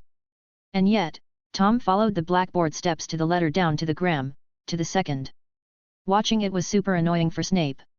It felt like trying to bite into a hedgehog. No matter how hard he tried, he couldn't get a grip. Even Andrus had been quietly impressed. Magic talent aside, Tom had an insane gift for learning. No matter what it was, he could pick it up frighteningly fast. Riddle, Snape finally snapped, I paired students up so they could work together, not so one of them could sit around watching the other do all the work. Don't let a little talent go to your head. Then his eyes lit up as he caught sight of Daphne staring blankly at the cauldron. He scolded them both and didn't even give Tom a chance to respond before sweeping away like the dungeon bat he was. After getting roasted twice in a row by Tom, Snape had figured it out, the key was to not let him talk. As long as Tom Riddle stayed quiet, he couldn't drive verbal daggers through his lungs. Tom couldn't help but shake his head with a smirk. Really, Professor? You're digging that deep for a reason to get mad. Not that he took it to heart. Daphne, on the other hand, felt awful. She lowered her head and murmured, Sorry, Tom. If I hadn't slacked off, the professor wouldn't have yelled at you. It's fine, Tom replied with a small shrug. Maybe Professor Snape was just worried I'd overwork myself. This was his way of showing concern. He smiled and gently pushed the dried nettle toward her. Just grind this into powder and toss it in. Go ahead, finish the potion. Oh, okay. Daphne nodded, suddenly very focused as she got to work. The rest of the class passed without Snape even glancing in Tom's direction. But just before leaving, he assigned a 16-inch essay. The moment he said the number, everyone's faces fell, even Tom's. First-year classes were supposed to be light on homework. Most professors only asked for 6-inch essays, maybe 1,500 words max. Snape? He just tripled it. 4,000 to 5,000 words. It hurt just hearing about it. And then Snape walked off like he didn't even notice all the miserable little faces behind him. Let's go, Tom sighed, turning to Daphne. In his head, he was already thinking about getting one of those quick quotes quills, like the one Rita Skeeter used. Writing thousands of words about something as simple as a boil cure potion? What a complete waste of time. He'd rather spend the afternoon strolling with Daphne. At least she was nice to look at. Sweet smile, cute dimples, just seeing her could lift your mood. But what really annoyed Tom? Snape hadn't given him a single point all class. Hello? I'm a Slytherin. Aren't you supposed to play favorites? Sure, Slytherin had a massive lead right now, big enough that Tom's points wouldn't even matter much. But still. Unacceptable. He'd definitely have to find a way to crank up the pressure on Snape. Time to remind him who the real backbone of Slytherin House was. Chapter 32, Rubius Hagrid. After lunch, Harry and Ron headed to Hagrid's hut, just like they'd planned. The half-giant greeted them warmly with scalding hot tea and rock-hard pies that could probably dent a cauldron. Another Weasley. Hagrid groaned the moment he saw Ron's unmistakable red hair. I've barely gotten any sleep these past few years trying to keep your brothers out of the Forbidden Forest. Ron gave an awkward chuckle, lowering his head to nibble on the pie. Big mistake, he nearly cracked a tooth. His face twisted like he'd bitten into a brick. Seeing Ron's expression, Harry quietly put his own pie back on the plate, blew on his tea, and took a careful sip. Then he started chatting about their first week of classes. To Harry, Hogwarts was nothing short of a dream. Cozy dorms, food he could eat until he was full, and a decent amount of spending money, well, inheritance technically. But the best part? Magic. He was learning spells, making real friends. It was everything he'd ever wanted. The only thing that put a damper on his mood was today's run-in with Snape. Tom Riddle even claimed Snape was apologizing to my mum, Harry grumbled. I mean, come on. That's gotta be total nonsense.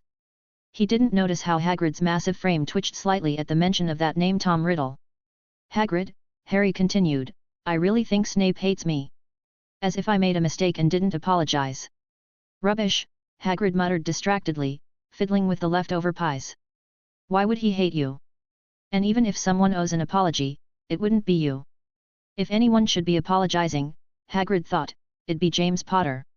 He remembered all too well how arrogant that group the Marauders had been back in the day. Even the Slytherin kids training to be Death Eaters didn't dare mess with them. Snape had been the only one stubborn enough to keep standing up to them, and he'd gotten battered for it. It wasn't until James matured after graduation that Hagrid actually saw a decent side of him. They even became friends eventually. Hey! Harry blinked. Then, who should apologize? Hagrid waved his enormous hand dismissively, clearly done with the subject. No one needs to apologize. Snape's not out to get you, Harry. Don't overthink it. Here, have another nougat. All right. Harry could tell Hagrid was dodging the question, but he didn't press it. Instead, he listened to Ron talk about one of his older brothers who worked with dragons in Romania. While they chatted, Harry's gaze drifted to a newspaper on the edge of the table. The headline caught his eye, latest on the Gringotts break-in. He picked it up and skimmed the article. What a coincidence. The break-in happened on his birthday, the very same day he'd gone to Diagon Alley with Hagrid. Still, Dumbledore had picked up whatever it was they were supposed to get before the robbery happened. And he hadn't given Hagrid any special mission. So Harry didn't overthink it. He glanced at the paper once more, then let it go. But Tom didn't. After reading that day's issue of the Daily Prophet, he fell deep into thought. In his past life, many people believed Dumbledore had orchestrated everything at Hogwarts, every danger and adventure laid out like stepping stones to help Harry grow stronger. That all of it had been a master plan to train Harry, preparing him to eventually defeat Voldemort and fulfill the prophecy. But Tom never bought into that theory. Sure, Dumbledore had a tight grip on the school. He definitely knew more than he let on. But that didn't mean he was omniscient or had every detail planned out in advance. If he'd really known what was happening, there's no way he'd have let the Chamber of Secrets open in second year, Sirius Black escape in third, or let Barty Crouch Jr. impersonate Moody in fourth. Still, there was no doubt that first-year Harry had been carefully pushed along a very specific path. Those so-called obstacles guarding the Philosopher's Stone? They felt less like defenses against a real threat and more like a puzzle trail meant for a curious young wizard. Tom didn't care about the Philosopher's Stone. Immortality that couldn't stop aging? Useless. What he did care about was Quirrell. If they dangled the Philosopher's Stone like bait, Tom figured Quirrell would bite. Hell, he'd probably play fetch if you threw it far enough. And even if he didn't want to, Tom Riddle, the one inside his head, would probably give him a shove. Not that this Tom needed a servant or anything. He wasn't a Dark Lord. All he wanted from Professor Quirrell was a few easy credits. Not an unreasonable ask, right? Tom, what are you thinking about? Daphne's voice cut through his thoughts. She'd been watching him stare off toward the Black Lake, lost in thought. He blinked, then smiled faintly.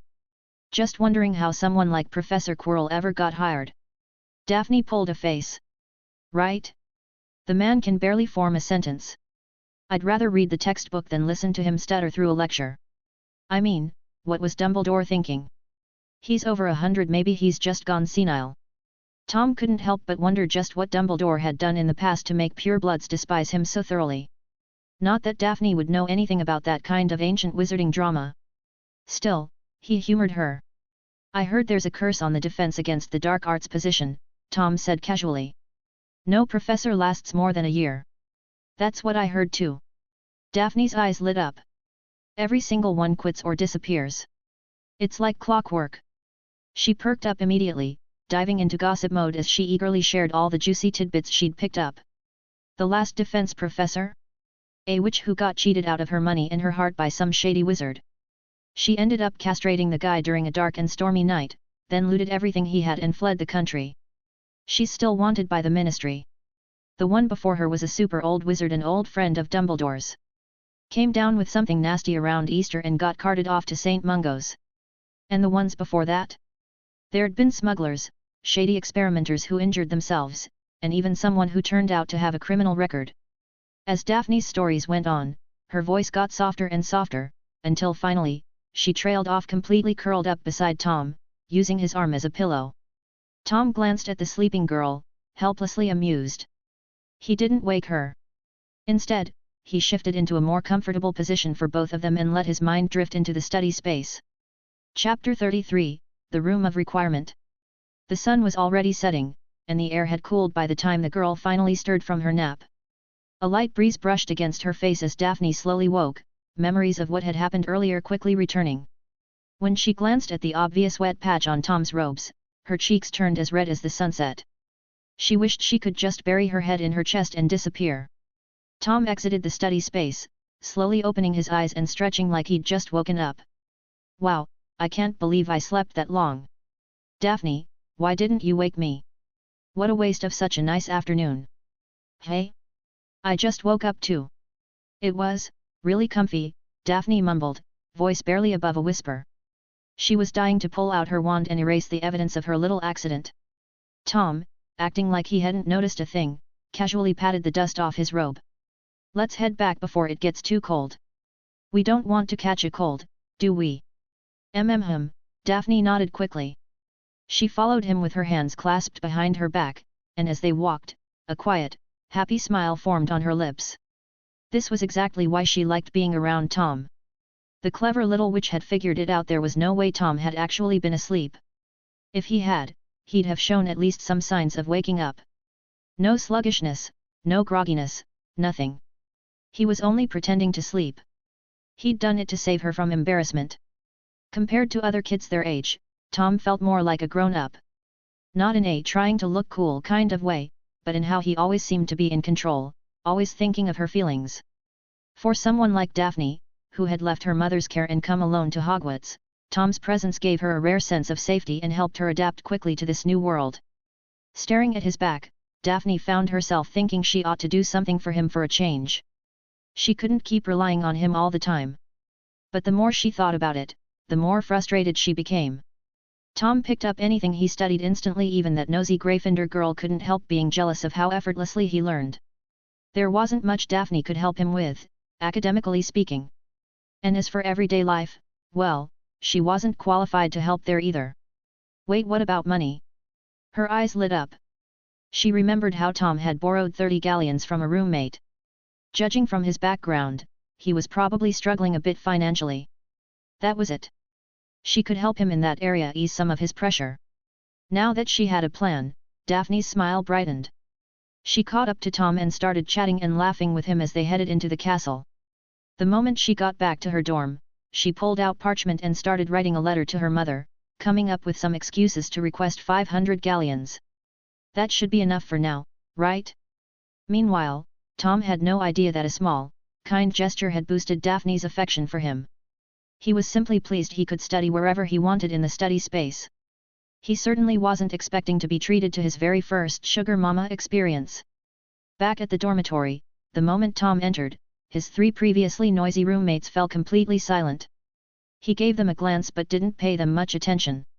Instead, he pulled out a herbology book and began to read. They had been surprisingly well behaved lately. Tom wasn't sure if they'd genuinely calmed down or were just plotting something else. Saturday.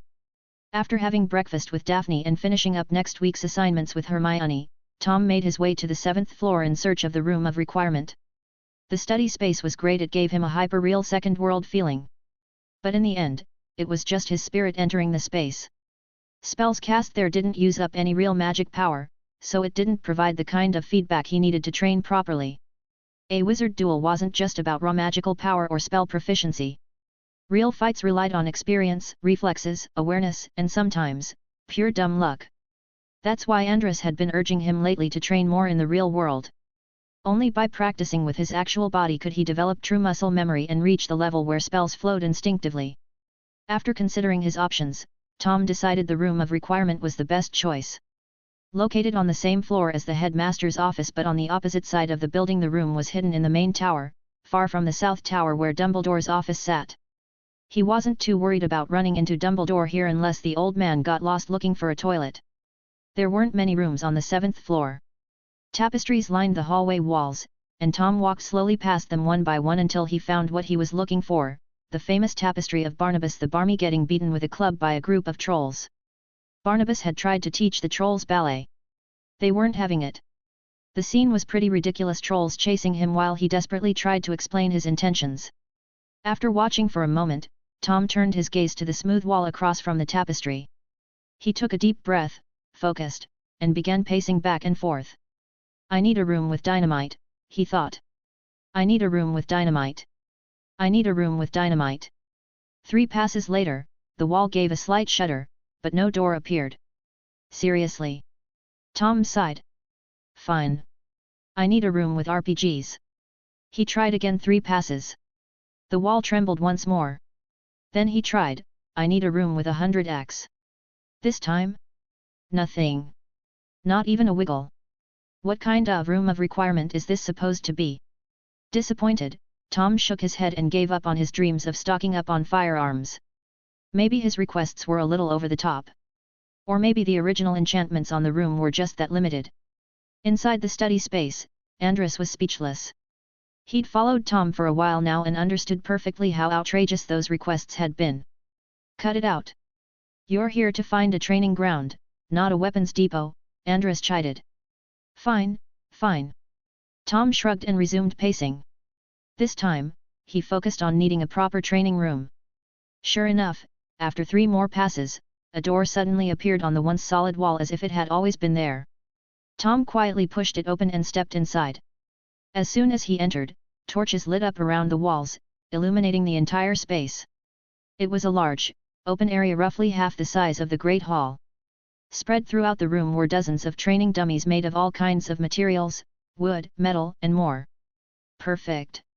Chapter 34, Embodied Learning. Host has discovered the room of requirement. 50 achievement points awarded. 50 points. Tom raised an eyebrow, genuinely surprised. Normally, when he wandered into other classrooms at night, he'd only get 2 points at most. The trophy room gave a bit more, maybe 5. But the room of requirement? That was 10 times as much. In an instant, his point stash shot past the 300 mark. Looks like special locations give way more points than I thought. Professors' offices, secret passages, maybe even Dumbledore's office, he mused, mentally planning his next targets. Then he focused. Now, let's start with the basics. With a flick of his wand, Tom aimed at a wooden training dummy and sent out a flash of red light. Conf Ringo. The blasting curse hit dead on. The dummy exploded on impact, reduced to splinters that scattered across the room. Tom didn't even flinch. Calmly, he turned to the next dummy. The raw power of that spell was already far beyond what most adult wizards could manage. But Tom was no ordinary student. His magical growth was off the charts for his age, and with Andrus's teachings and his natural talent, he had developed a deep understanding of blasting spells. That attack just now? He was holding back. Still, power alone wasn't everything. Accuracy and casting speed mattered too. No point in nuking a target if you couldn't hit it in the first place. Colorful lights filled the room as spell after spell flew. Stupefy. Petrificus totalis. Depulso. Ventus. Even the most basic spells packed a punch in Tom's hands. Following Andrus's advice, he tried to ingrain the feeling of casting into his body like training muscle memory with magic. Before long, the dozens of dummies were nothing but rubble. Then, a surge of magic swept the room. The destroyed dummies began to reassemble themselves, snapping together piece by piece. In less than 30 seconds, they were fully restored. Only now, they started moving. Moving targets. Tom muttered, raising an eyebrow. He was beginning to see the room of requirement in a whole new light. Not only did it provide training dummies, but it also scaled up the difficulty. Honestly, this was already more useful than any defense against the dark arts class. After a short break, the next phase of training began. The dummies moved at about the speed of an adult running at full tilt. Still, Tom was managing a solid 90% hit rate. People always said magic was a matter of willpower, but that didn't mean just thinking about hitting a target would make it happen. Timing and prediction still mattered a lot. 15 minutes later, another full round of dummies lay in pieces. But when they rebuilt again, this time their speed doubled. Now they moved like professional sprinters.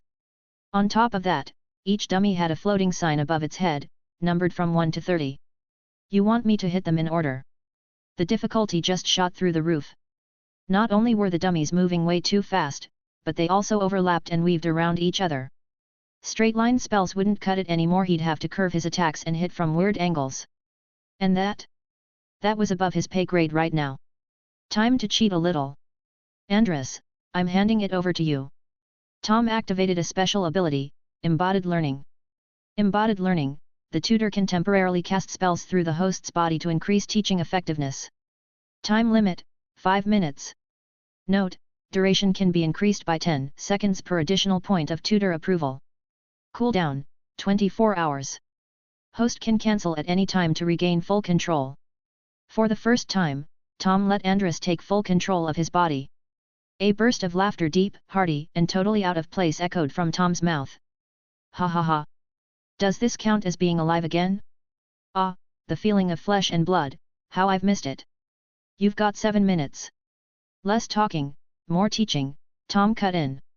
Andrus's approval rating was currently at 62, which gave them just over 7 minutes together, 5 minutes base, with 10 extra seconds for every point above 50.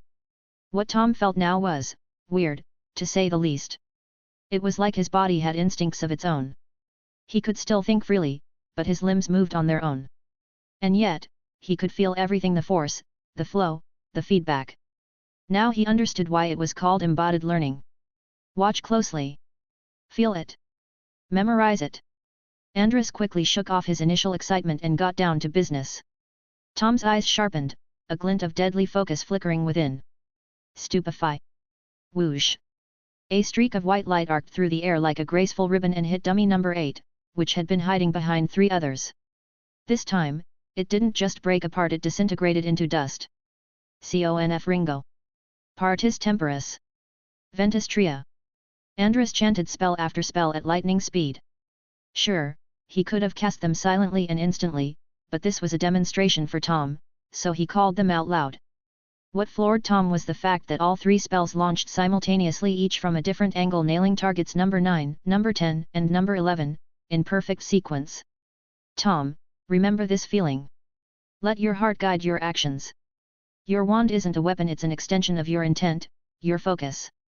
The more natural it becomes, the more freely you'll be able to cast. While casting, Andras managed to sneak in pointers. Combined with the feedback Tom's body was giving him, it was like downloading years of combat experience in real time. But that still wasn't enough. Tom kicked things up another notch and activated turbo mode. The world around him, and more importantly, Andras's casting, slowed to a crawl. In this hyper-focused state, even the tiniest details stood out. Every flick of the wrist, every shift in stance, was crystal clear. And he had time to study and commit it all to memory. In less than 30 seconds, Andras wiped out 22 dummies. Before the room had a chance to reset them, Andras waved his wand and restored the dummies himself, jumping straight into the next round. In just 7 minutes, he cleared 11 full rounds of enemies. That wasn't his limit, it was Tom's. Even with amazing potential and talent, Tom was still a first year.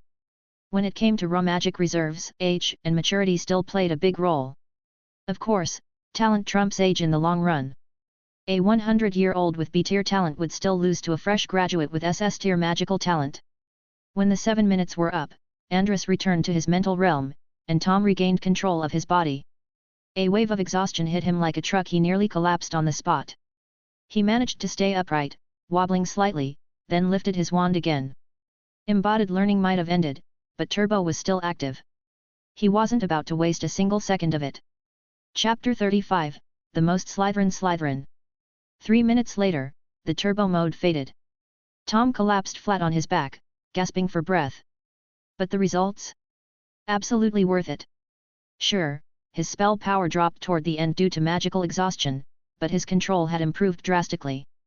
He only accidentally hit 2 training dummies this time. Every other target was taken down cleanly and in perfect order. There was no doubt now, combining embodied learning with turbo boost was a total game changer. In just 10 minutes, Tom had made progress most people wouldn't achieve in a lifetime. Even Andras couldn't help but sigh inwardly. With talent like this, okay, it's the system, but with it Tom was destined to become one of the most powerful wizards in history. No question. After half an hour of rest, Tom finally started to feel a bit more like himself. The dizziness faded, and the weakness slowly lifted, a sure sign his magical reserves were recovering. Even though he was still tired, he forced himself back to training. Comfort was nice, but power? Power was better. 2 lifetimes had taught Tom a simple truth: only those with true power get to live life on their own terms. In his previous life, power meant wealth and influence. In this life, it meant magic. So honestly, it made perfect sense the Sorting Hat had placed him in Slytherin. Tom might tell himself he sought power just to survive, to live a better life, but that's still ambition. Ambition, lineage, and talent. Those 3 traits made Tom the ideal Slytherin. Whoosh! A red burst of magic shot around the obstacle and hit the target dead on. Still, Tom frowned. He remembered clearly how Andras's spells had looked. The speed, the force, it was on a whole other level. Andras's spells weren't just faster, they hit harder too. If Tom's spell power was a 1, Andras's was easily a 3 or 4. Tom knew he was still a long way from catching up. But that didn't bother him. Progress was progress. Spells were spells. He just had to take it one step at a time. First goal, improve his speed and accuracy. Once he nailed those, he'd already be among the best of the average wizards. 2 full days passed. Aside from sleeping in his dorm and eating in the Great Hall, Tom basically lived in the room of requirement. He even upgraded his training conditions. Instead of predictable, slow-moving dummies, the room now gave him night puppets wielding dulled great swords that actively charged and attacked. As soon as the cooldown on embodied learning ended, Tom reactivated it this time, along with his turbo mode. Tom, your body's too weak, Andras complained once the training session ended and they returned to the study space. You need to start prepping that potion. Fast. Your body's falling behind your magical growth. What's the rush? Tom replied coolly. The bigger the plan, the more important it is not to rush. Hurrying only leads to mistakes. Besides, with my current skill level, do you think I can even brew something that advanced? Even if I had the ingredients, I'd just end up staring at them or wasting them. You think I'm getting another batch for free? Andras fell silent. He'd been so focused on gathering materials that he forgot Tom had only taken one potions class so far. Even with Andras's real-time guidance, failure was still a real risk. Well then, starting next week, you'd better take potions more seriously, Andras warned. It's not a subject you can master just by reading. You need hands-on practice and a lot of it to build your own understanding. Yeah, I know. Tom nodded. I'm planning to head into the Forbidden Forest to scavenge for ingredients. Whatever I can't find, I'll buy. As long as you've got a plan. Andras approved. Meanwhile, in a luxurious manor tucked away in Yorkshire, a beautiful blonde woman in her 40s was reading a letter delivered by owl post. She was Elise Greengrass, the current head of the Greengrass family and Daphne's mother. As she read the letter, her expression shifted between amused and mildly annoyed. At first, it was touching. Her daughter's whining and the little hints of homesickness were genuinely heartwarming. But halfway through, the tone flipped. Suddenly, it was all complaints about how hard life at Hogwarts was, and then, bam, out came the punchline, a request for 500 galleons. The school year had barely started. She'd only been gone a week. Elise knew exactly what Hogwarts was like. She'd gone there herself. It wasn't exactly luxury, but it certainly wasn't harsh. 500 galleons?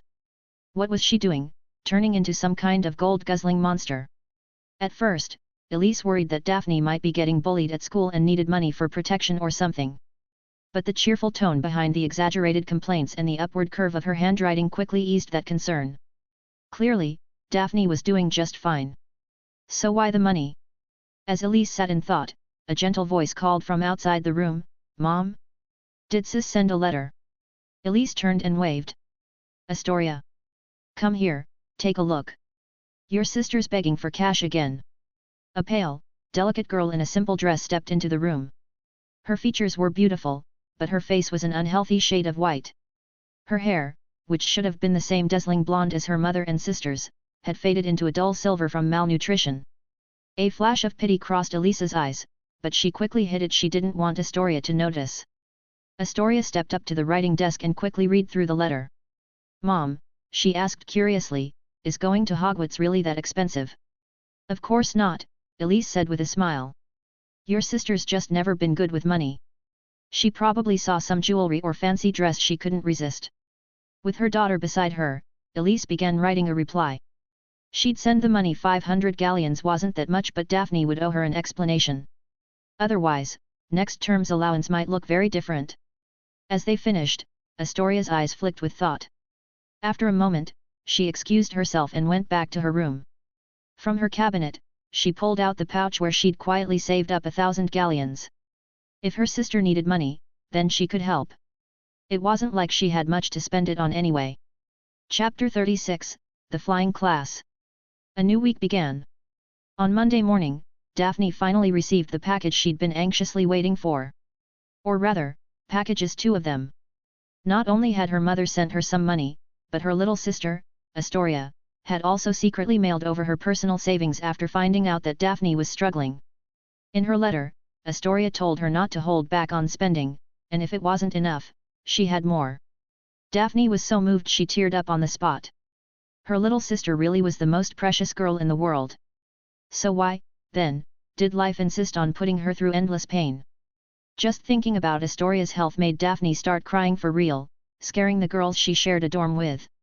"Greengrass, are you all right?" Millicent Bulstrode asked hesitantly. "I'm fine. I just miss my sister, that's all." Daphne wiped her eyes and made up a quick excuse. "You guys go ahead without me. I want to be alone for a bit." The girls exchanged looks but eventually filed out of the room. Don't be fooled by how cute and obedient Daphne acted around Tom. She was still the heir to one of the sacred 28, and the Greengrass family name had never once fallen from grace. Aside from Bulstrode, her other roommates were just regular purebloods. In a hierarchy-obsessed house like Slytherin, none of them dared to cross her. After the tears dried, Daphne pulled herself together, only to start worrying again. How exactly was she supposed to give Tom the money? She couldn't just hand it over. That would feel too much like charity. Saying it was a loan didn't work either. Who knew if Tom would even accept such a large amount? Even if he did, he might be too hesitant to use it, constantly stressing over paying it back. What am I supposed to do?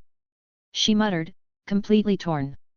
Tom, on the other hand, was laser-focused on collecting credits in class. So he made a habit of showing just the right amount of talent. Nothing over the top, just enough to stay a step ahead of the curriculum, but never far enough to raise red flags. Earning credits was a slow and steady game. Professors needed to see him as a hard-working student with talent, someone who consistently and reliably completed tasks. That was the best way to earn their favor and extra credits. If he showed all his cards too soon, sure, it might blow them away initially. But after that, what then? Once they got used to his brilliance, it'd be harder and harder to impress them. This was about long-term strategy, keep the credits coming in waves, not all at once. Even with this controlled approach, word of Tom's performance was already spreading among the first years and even the professors. Everyone was talking about the new Slytherin student who wasn't just smart, but unnaturally skilled. A total anomaly compared to the rest of the wide-eyed, clueless first years. Naturally, the professors loved him. Sure, his name raised a few eyebrows, but Hogwarts staff were mostly professional, well, with Snape and Quirrell being the exceptions. No one treated him differently. As a result, Tom's little credit-collecting business was going very smoothly. He racked up small bonuses each day just by behaving and answering questions, and his scores climbed steadily. Still, he avoided going all out with his powers. He was content with using his body and normal effort to boost efficiency and stay under the radar. But the more praise he received from the professors, the more resentment he drew from his classmates. It wasn't just Gryffindors being competitive. Even his own housemates in Slytherin hated that a Muggle-born was outperforming so many proud purebloods. Of course, Tom noticed the dirty looks. He was just waiting for the perfect moment to make an example out of someone. A clean, one-time message that said, "Don't mess with me." If they didn't get it the first time, he'd repeat the lesson. Once. Twice. However many times it took. These pampered little brats had never experienced real fear. He doubted they'd hold up after a proper beating. But before he even got the chance to make his move, an announcement sent all the first years into a frenzy. Starting Thursday, they'd have their very first flying lesson. Regardless of whether someone was a Muggle or a wizard, the dream of flying was universal, and Tom was no exception. That said, his ideal wasn't soaring around on a broomstick like some medieval peasant. If he had to fly, he wanted to do it like Voldemort, through sheer magical power, defying gravity with nothing but his will. Meanwhile, the other students, especially those from wizarding families, could barely contain themselves. They'd finally reached the part of school where they got to show off. No matter what the conversation started out as, it always ended with brooms and quidditch. Take Malfoy, for example. He spent all day loudly whining about how unfair it was that first years weren't allowed to join the quidditch team. The actual players glared daggers at him, but he didn't care. He just kept bragging about all the incredible stunts he'd pulled on a broom. His stories always ended with a daring escape from a Muggle helicopter. Not to be outdone, not boasted about racing eagles and outmaneuvering sparrows mid-air. Zabinai took a cooler approach, casually rating different broom models and brushing off any disagreement by saying his seventh stepfather, a famous Quidditch player, had told him so. Every single kid from a wizarding family was talking non-stop about flying and Quidditch. And at long last, their excitement carried them through to Thursday afternoon. At 3:30 p.m. sharp, the Slytherin and Gryffindor first years rushed down the steps and out to the grassy field near the Black Lake. Dozens of brooms were laid out neatly in rows on the ground. Madam Hooch arrived, took one look at them, and barked out orders like a drill sergeant. "Well? What are you waiting for? Pick a broom, quickly. Move it." Tom reacted instantly, snatching up 3 of the least wrecked brooms he could find and passing 2 of them to Hermione and Daphne. The rest of the brooms looked like firewood. Half of them didn't even have twigs left. "Hold your right hand over your broom," Madam Hooch called, "and say, 'Up. Up.'" They all shouted. Harry's broom leapt into his hand immediately. He was one of the lucky few. Hermione's broom gave a sad little roll. Daphne's twitched and bounced. Tom's broom, on the other hand, didn't move an inch. Right next to him, Neville was having the same issue. Tom raised an eyebrow. This time, he put a little force into it. Up! Crack! The broom launched off the ground at top speed and smacked him square in the face. Tom caught it midair out of reflex, but the force was too much. The broom snapped clean in two. Madame Hooch flinched hard. Tom gave her an innocent smile. "Professor, can I grab another one?" Chapter 37, Breaking the Rules Isn't the Problem. Losing Island. Before class even officially started, the school was already down one fairly decent broomstick and Madame Hooch was heartbroken over it. Still, she couldn't really blame Tom. It was a reflex, plain and simple. All she could do was tell him to go grab another broom and be more careful next time, then get back in position. Once Tom returned, Madame Hooch began demonstrating how to ride a broom without slipping off. She also pointed out a few students whose grips and seating were way off. The kids she called out blushed furiously, especially the ones who'd been bragging about how good they were at flying. Now they were getting schooled in front of everyone. Malfoy got a proper scolding, and while that was happening, Harry and Ron were doing a terrible job of hiding their snickers. The look Malfoy shot them was pure murder. After correcting everyone's posture, it was finally time for the most exciting part, actual flight practice. So far, Madame Hooch was pleased. The students were picking things up quickly, and nothing had gone terribly wrong yet. Unfortunately, that relief didn't last long. Before she could even blow her whistle, Neville, nervous and jittery, pushed off too early and shot into the sky. "Come back down, dear!" Madame Hooch shouted after him, but Neville either couldn't hear her or was too scared to react. He kept going higher, until he suddenly lost control and tumbled off the broom. He landed with a heavy thud in a patch of grass, curling up like a dropped rag doll. Madame Hooch sprinted over, face as pale as Neville's. After making sure he was still conscious, she ordered everyone to stay put, then helped the limping boy to the infirmary. Tom watched the whole thing coldly. In his opinion, Madame Hooch was an idiot who had no business teaching. Neville's little flight and fall lasted at least 30 seconds. In all that time, she did nothing useful. No wand, no spell, no levitation charm, just flailing and shouting like a muggle. "What's the difference, then?" "That was terrifying," Daphne whispered, her face white as a sheet. She clung to Tom's arm. "You think Longbottom's going to be okay?" "He'll live," Tom said, shaking his head. "Falling from 20 feet?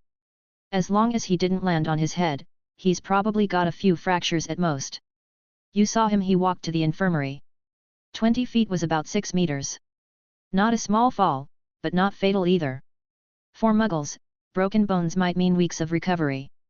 But in the magical world? It was no big deal." Daphne finally relaxed a little. Then, without hesitation, she tossed her broomstick on the ground like it was cursed. Her broom didn't look much better than Neville's anyway, and there was no way she was getting on something that dangerous again. Just then, a commotion broke out nearby. Malfoy had picked up Neville's fallen Remembrall and was mocking him mercilessly. After a few jabs at Harry, the two boys were up in the air, zipping around in an impromptu chase while everyone gasped and shouted.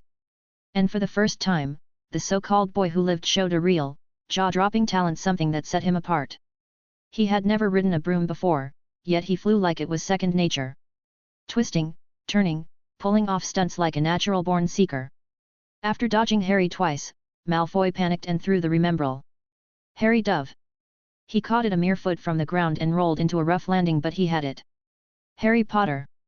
Professor McGonagall stormed over, her voice sharp and her chest heaving with rage. She grabbed Harry by the arm and marched him away without another word.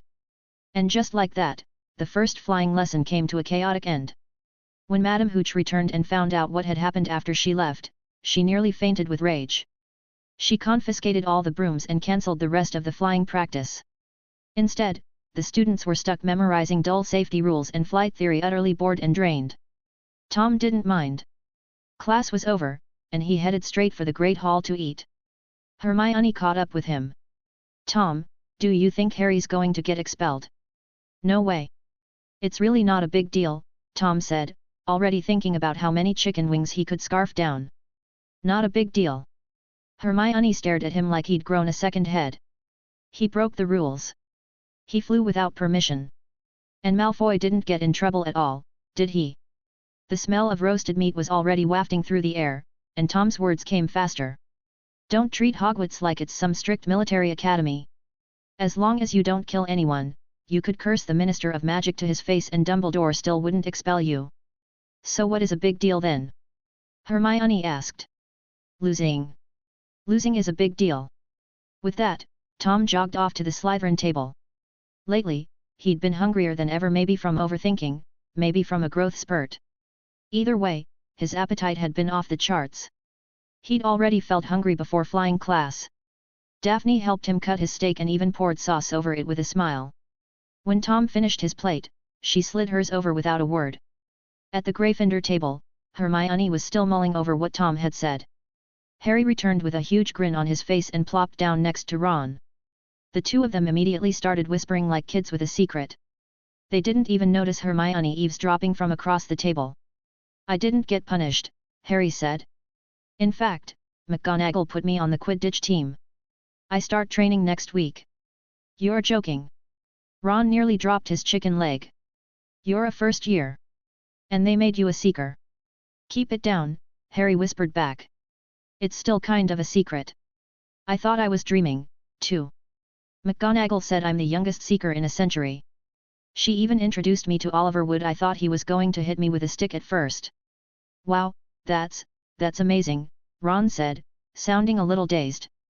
He was happy for Harry, sure, but also a tiny bit jealous.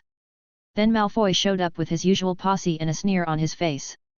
"Enjoying your last supper, Potter? You'll be back in the Muggle world by morning."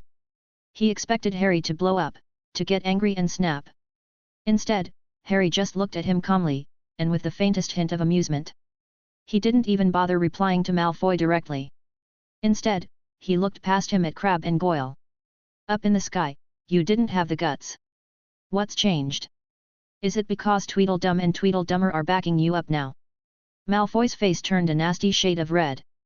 Crabbe and Goyle clenched their fists, but with all the teachers still sitting at the staff table, they didn't dare do more than glare. "You want a one-on-one?" Harry said coolly. "Fine by me. Tonight work for you." Chapter 38, Midnight Duel. Ron had accepted Malfoy's duel challenge on Harry's behalf, and what's more, he even volunteered to be Harry's second. The entire time, Harry looked completely confused, like he had no idea how he'd ended up in a duel in the first place. Once Malfoy had left, Harry finally asked, "Okay, seriously, what even is a wizard duel? Why do you need a second? Are there rules or something?" "Oh, yeah. If you die, your second takes your place until everyone on one side is dead."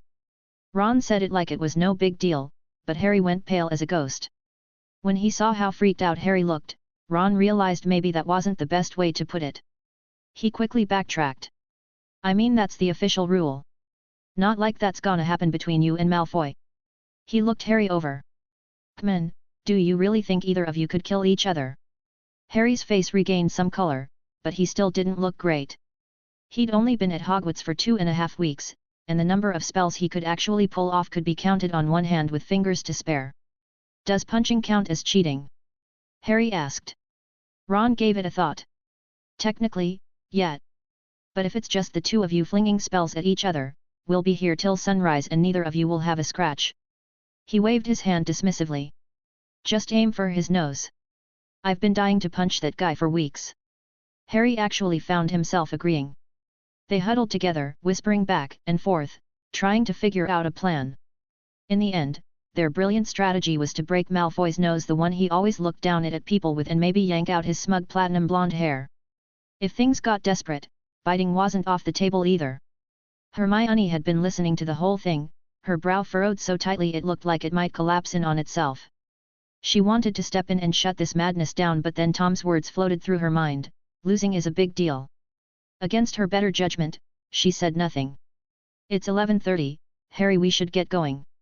The castle was quiet and dark as Harry and Ron dressed carefully, trying not to wake their dorm mates.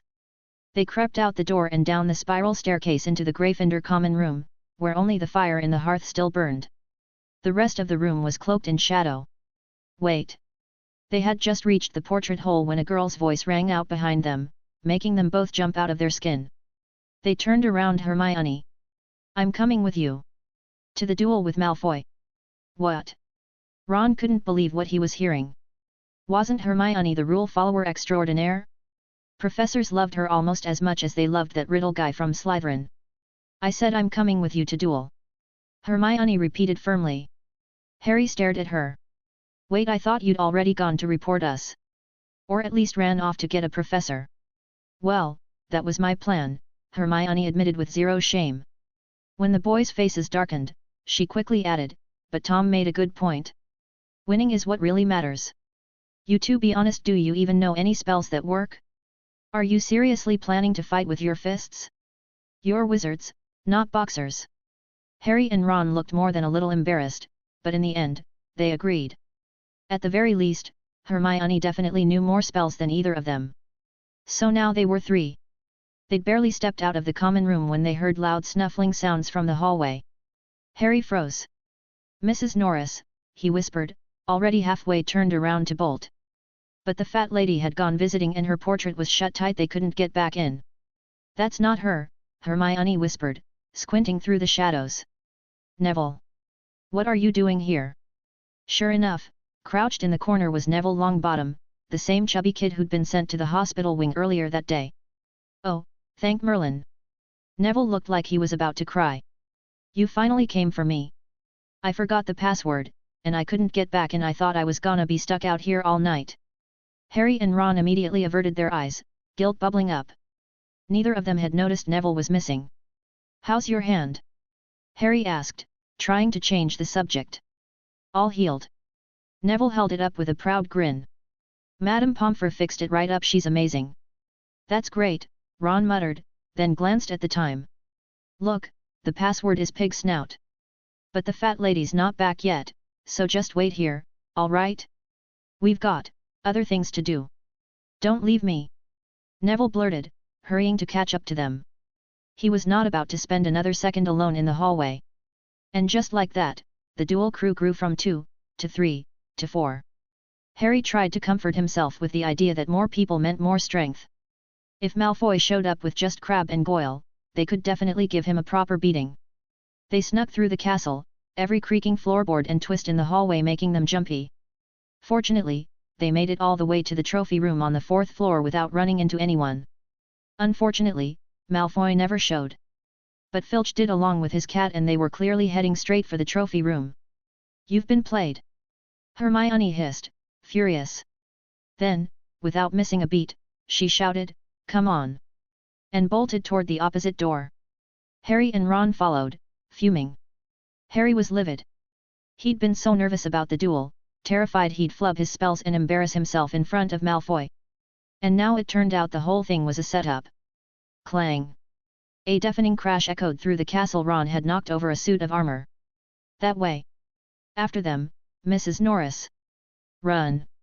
Harry yelled, and all 4 of them tore off without a single glance back. They sprinted through hallway after hallway, hearts pounding. And just when they thought they'd lost Filch, Peeves showed up. Of course he did. The ghost howled with laughter, gleefully shouting out their location like a living burglar alarm.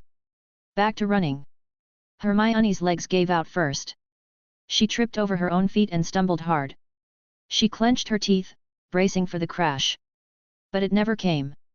Instead, she landed softly, cradled in someone's arms. She opened her eyes in shock, staring up into the face of the person who'd caught her. Tom! What are you doing here? Chapter 39, The Three-Headed Dog. Facing Hermione's question, Tom answered with absolute confidence, obviously I'm out for a nighttime stroll just like you lot. Hermione almost choked. How could he say something that blatantly breaks the rules with such a straight face? But there wasn't time to argue, someone was chasing them. She grabbed Tom's hand. Filch is right behind us, we need to hide. And so, Tom was reluctantly dragged along by 4 people who clearly had no sense of direction straight into a dead end. At the end of the corridor stood a door. A locked door. We're done for. Ron, too panicked to notice there was an extra person with them now, let out a whimper. His legs turned to jelly. He could already hear the approaching footsteps, Filch and his wretched cat. Move. Hermione shoved Ron aside and pointed her wand at the door. Alohomora. Click. The door swung open, and the 5 of them squeezed inside in a hurry, pressing themselves against the walls as they listened to Filch arguing with Peeves somewhere behind them. Eventually, the footsteps faded into the distance. Are we safe now? Harry whispered. Gulp. Neville swallowed hard. He tugged on Harry's sleeve, voice trembling and thick with fear. No. We're not. Everyone turned to look at him, confused until they saw why. The door hadn't led to a classroom like they'd hoped. It led to another corridor. And at the end of that corridor, was a massive three-headed dog. The beast filled the space from floor to ceiling. All three heads were staring straight at them, 6 bloodshot eyes gleaming with hostility. Thick strings of drool hung from its snarling mouths. The look in its eyes was all too familiar, exactly like the one Ron gave his late-night snacks. Roar! All three heads roared at once. Hermione spun around and tried to open the door. They were better off getting caught by Filch than becoming dog chow. But in her rush to keep Filch out earlier, she'd flipped the lock and now it was jammed. No matter how hard she pushed, the old mechanism refused to budge. Hermione's heart nearly stopped. The dog was lunging. But Tom stepped forward. Stupefy! A flash of white light shot out from his wand, striking the middle head square in the face. The head let out a pained snarl, but all it left was a scorch mark, no real damage. In fact, it just made the beast angrier. I knew being gentle wouldn't work, Tom muttered. His wrist snapped into motion. Fulminis impulsus. Lightning shock. Lamina venti. Wind blade. Tempestus unda. Storm surge. The others stared at him in stunned silence. Tom was like a walking magic turret, unleashing spell after spell, some they'd never even heard of. Bright bursts of magic zipped across the room. The three-headed dog was so massive, Tom didn't even need to aim, everything hit. One spell alone might not have done much. But layered together, they overwhelmed even this thick-skinned beast. It howled, staggering backward under the onslaught. Finally, it collapsed at the far end of the hallway, all three heads lowered in submission, whimpering pitifully. Honestly, it sounded kind of sad. Tom lowered his wand and turned to Hermione. That lock still giving you trouble? Hey? Oh right. Snapped out of her daze, Hermione quickly went back to fiddling with the broken mechanism. After a few tense seconds, click, the door finally opened again. Ron practically squeezed through the crack the moment it gave way, followed by Harry and Neville. Hermione stepped out next. Tom lingered for a moment. He glanced back at the massive dog, now watching him quietly from the floor. This time, he didn't attack. Instead, he raised his wand and cast a few healing charms over its body. Whine. The dog let out a soft whimper again. Whether it was gratitude or fear, no one could tell. Tom didn't stick around to find out. He stepped out last and gently shut the door behind him. After such a close call, they were all still rattled. That's when Ron finally remembered a critical detail. Wait, when did you get here? He asked, staring at Tom. Before Tom could answer, Hermione jumped in, fast. He caught me when I tripped back there. Filch could have shown up any second. This really isn't the time for questions. Let's talk tomorrow. All right then, Tom said to Hermione with a small smile, then nodded to the others before walking off down the hall. Once he was gone, Ron was left stewing with unanswered questions. The four of them hurried back to Gryffindor Tower. Thankfully, the fat lady had returned from her gossiping. Ignoring her barrage of nosy questions, Harry quickly gave the password, and they all rushed inside. Back in their respective dorms, Harry lay awake in bed, his thoughts racing. Malfoy scheming, Filch's relentless pursuit, the terrifying presence of the three-headed dog, and finally, Tom standing alone in front of the beast, calmly holding the line. That image lingered in Harry's mind. A bitter frustration welled up inside him. People called him the boy who lived, the one who defeated Voldemort, but compared to Tom, he felt useless. Those powerful spells? He didn't even recognize them. They were both first years, so why was the gap so huge? Meanwhile, deep in the Slytherin dorms, Tom was also reflecting on what had happened. The three-headed dog was notoriously tough, resistant to both physical and magical attacks. Not even most adult wizards could scratch it. But with his absolute justice talent and temporary magic surges, Tom had expected better results. Absolute justice, non-dark magic attack spells cast by the host receive a power boost. The boost scales with the host's growing magical strength. What held him back, oddly enough, wasn't power, it was the smell. That dog clearly hadn't had a bath in ages. The stench in that sealed hallway was so awful it messed with his focus. Looks like he'd have to start training under disgusting conditions, too. Tom jotted down a new note in his training plan, took a deep breath, and finally drifted off to sleep. Unbeknownst to them, not long after they'd left the corridor, someone else arrived. Dumbledore. Wearing his pajamas and a rather whimsical cone-shaped nightcap, he walked into the corridor and quietly checked the dog's injuries. Then he struck up a conversation with one of the nearby portraits. After a pause, he gave a soft chuckle and said to himself. Truly impressive. Chapter 40, Smartapants Tom. History of Magic. Without a doubt, Tom's least favorite subject. Unlike the other classes where you could at least earn house points or get credit from the system for learning something, even with Professor Quirrell, who mostly just slacked off during lessons, Tom could still score points by playing the role of a meek, cowardly student and occasionally snagging a few sympathy points after class. But with Professor Binns? Nothing. Nada. The ghostly old man droned on, reading straight from the book with all the enthusiasm of a broken record. No practical value, no useful knowledge. The system didn't even register his class as beneficial, no credits, no progress. And Binns never gave anyone a chance to ask questions, which meant no way to earn house points either. So yeah, attending his class was a complete waste of time. As soon as class started, Tom, like many others, laid his head on the desk not to sleep, but to enter his study space and continue learning new spells from Andrus. The bell rang eventually, and Binns, as emotionless as ever, assigned homework and drifted straight through the wall back to his office. Unfortunately, the students didn't have that luxury. They had to walk to the Great Hall like regular people. Tom had just reached the entrance hall when Hermione, clearly waiting for him, stepped in his path. Not here. Let's talk in the courtyard, she whispered, glancing at the passing crowd. Tom didn't mind. Daphne, however, seemed ready to tag along, but Hermione stopped her. The younger witch looked like she was about to protest when Tom beat her to it.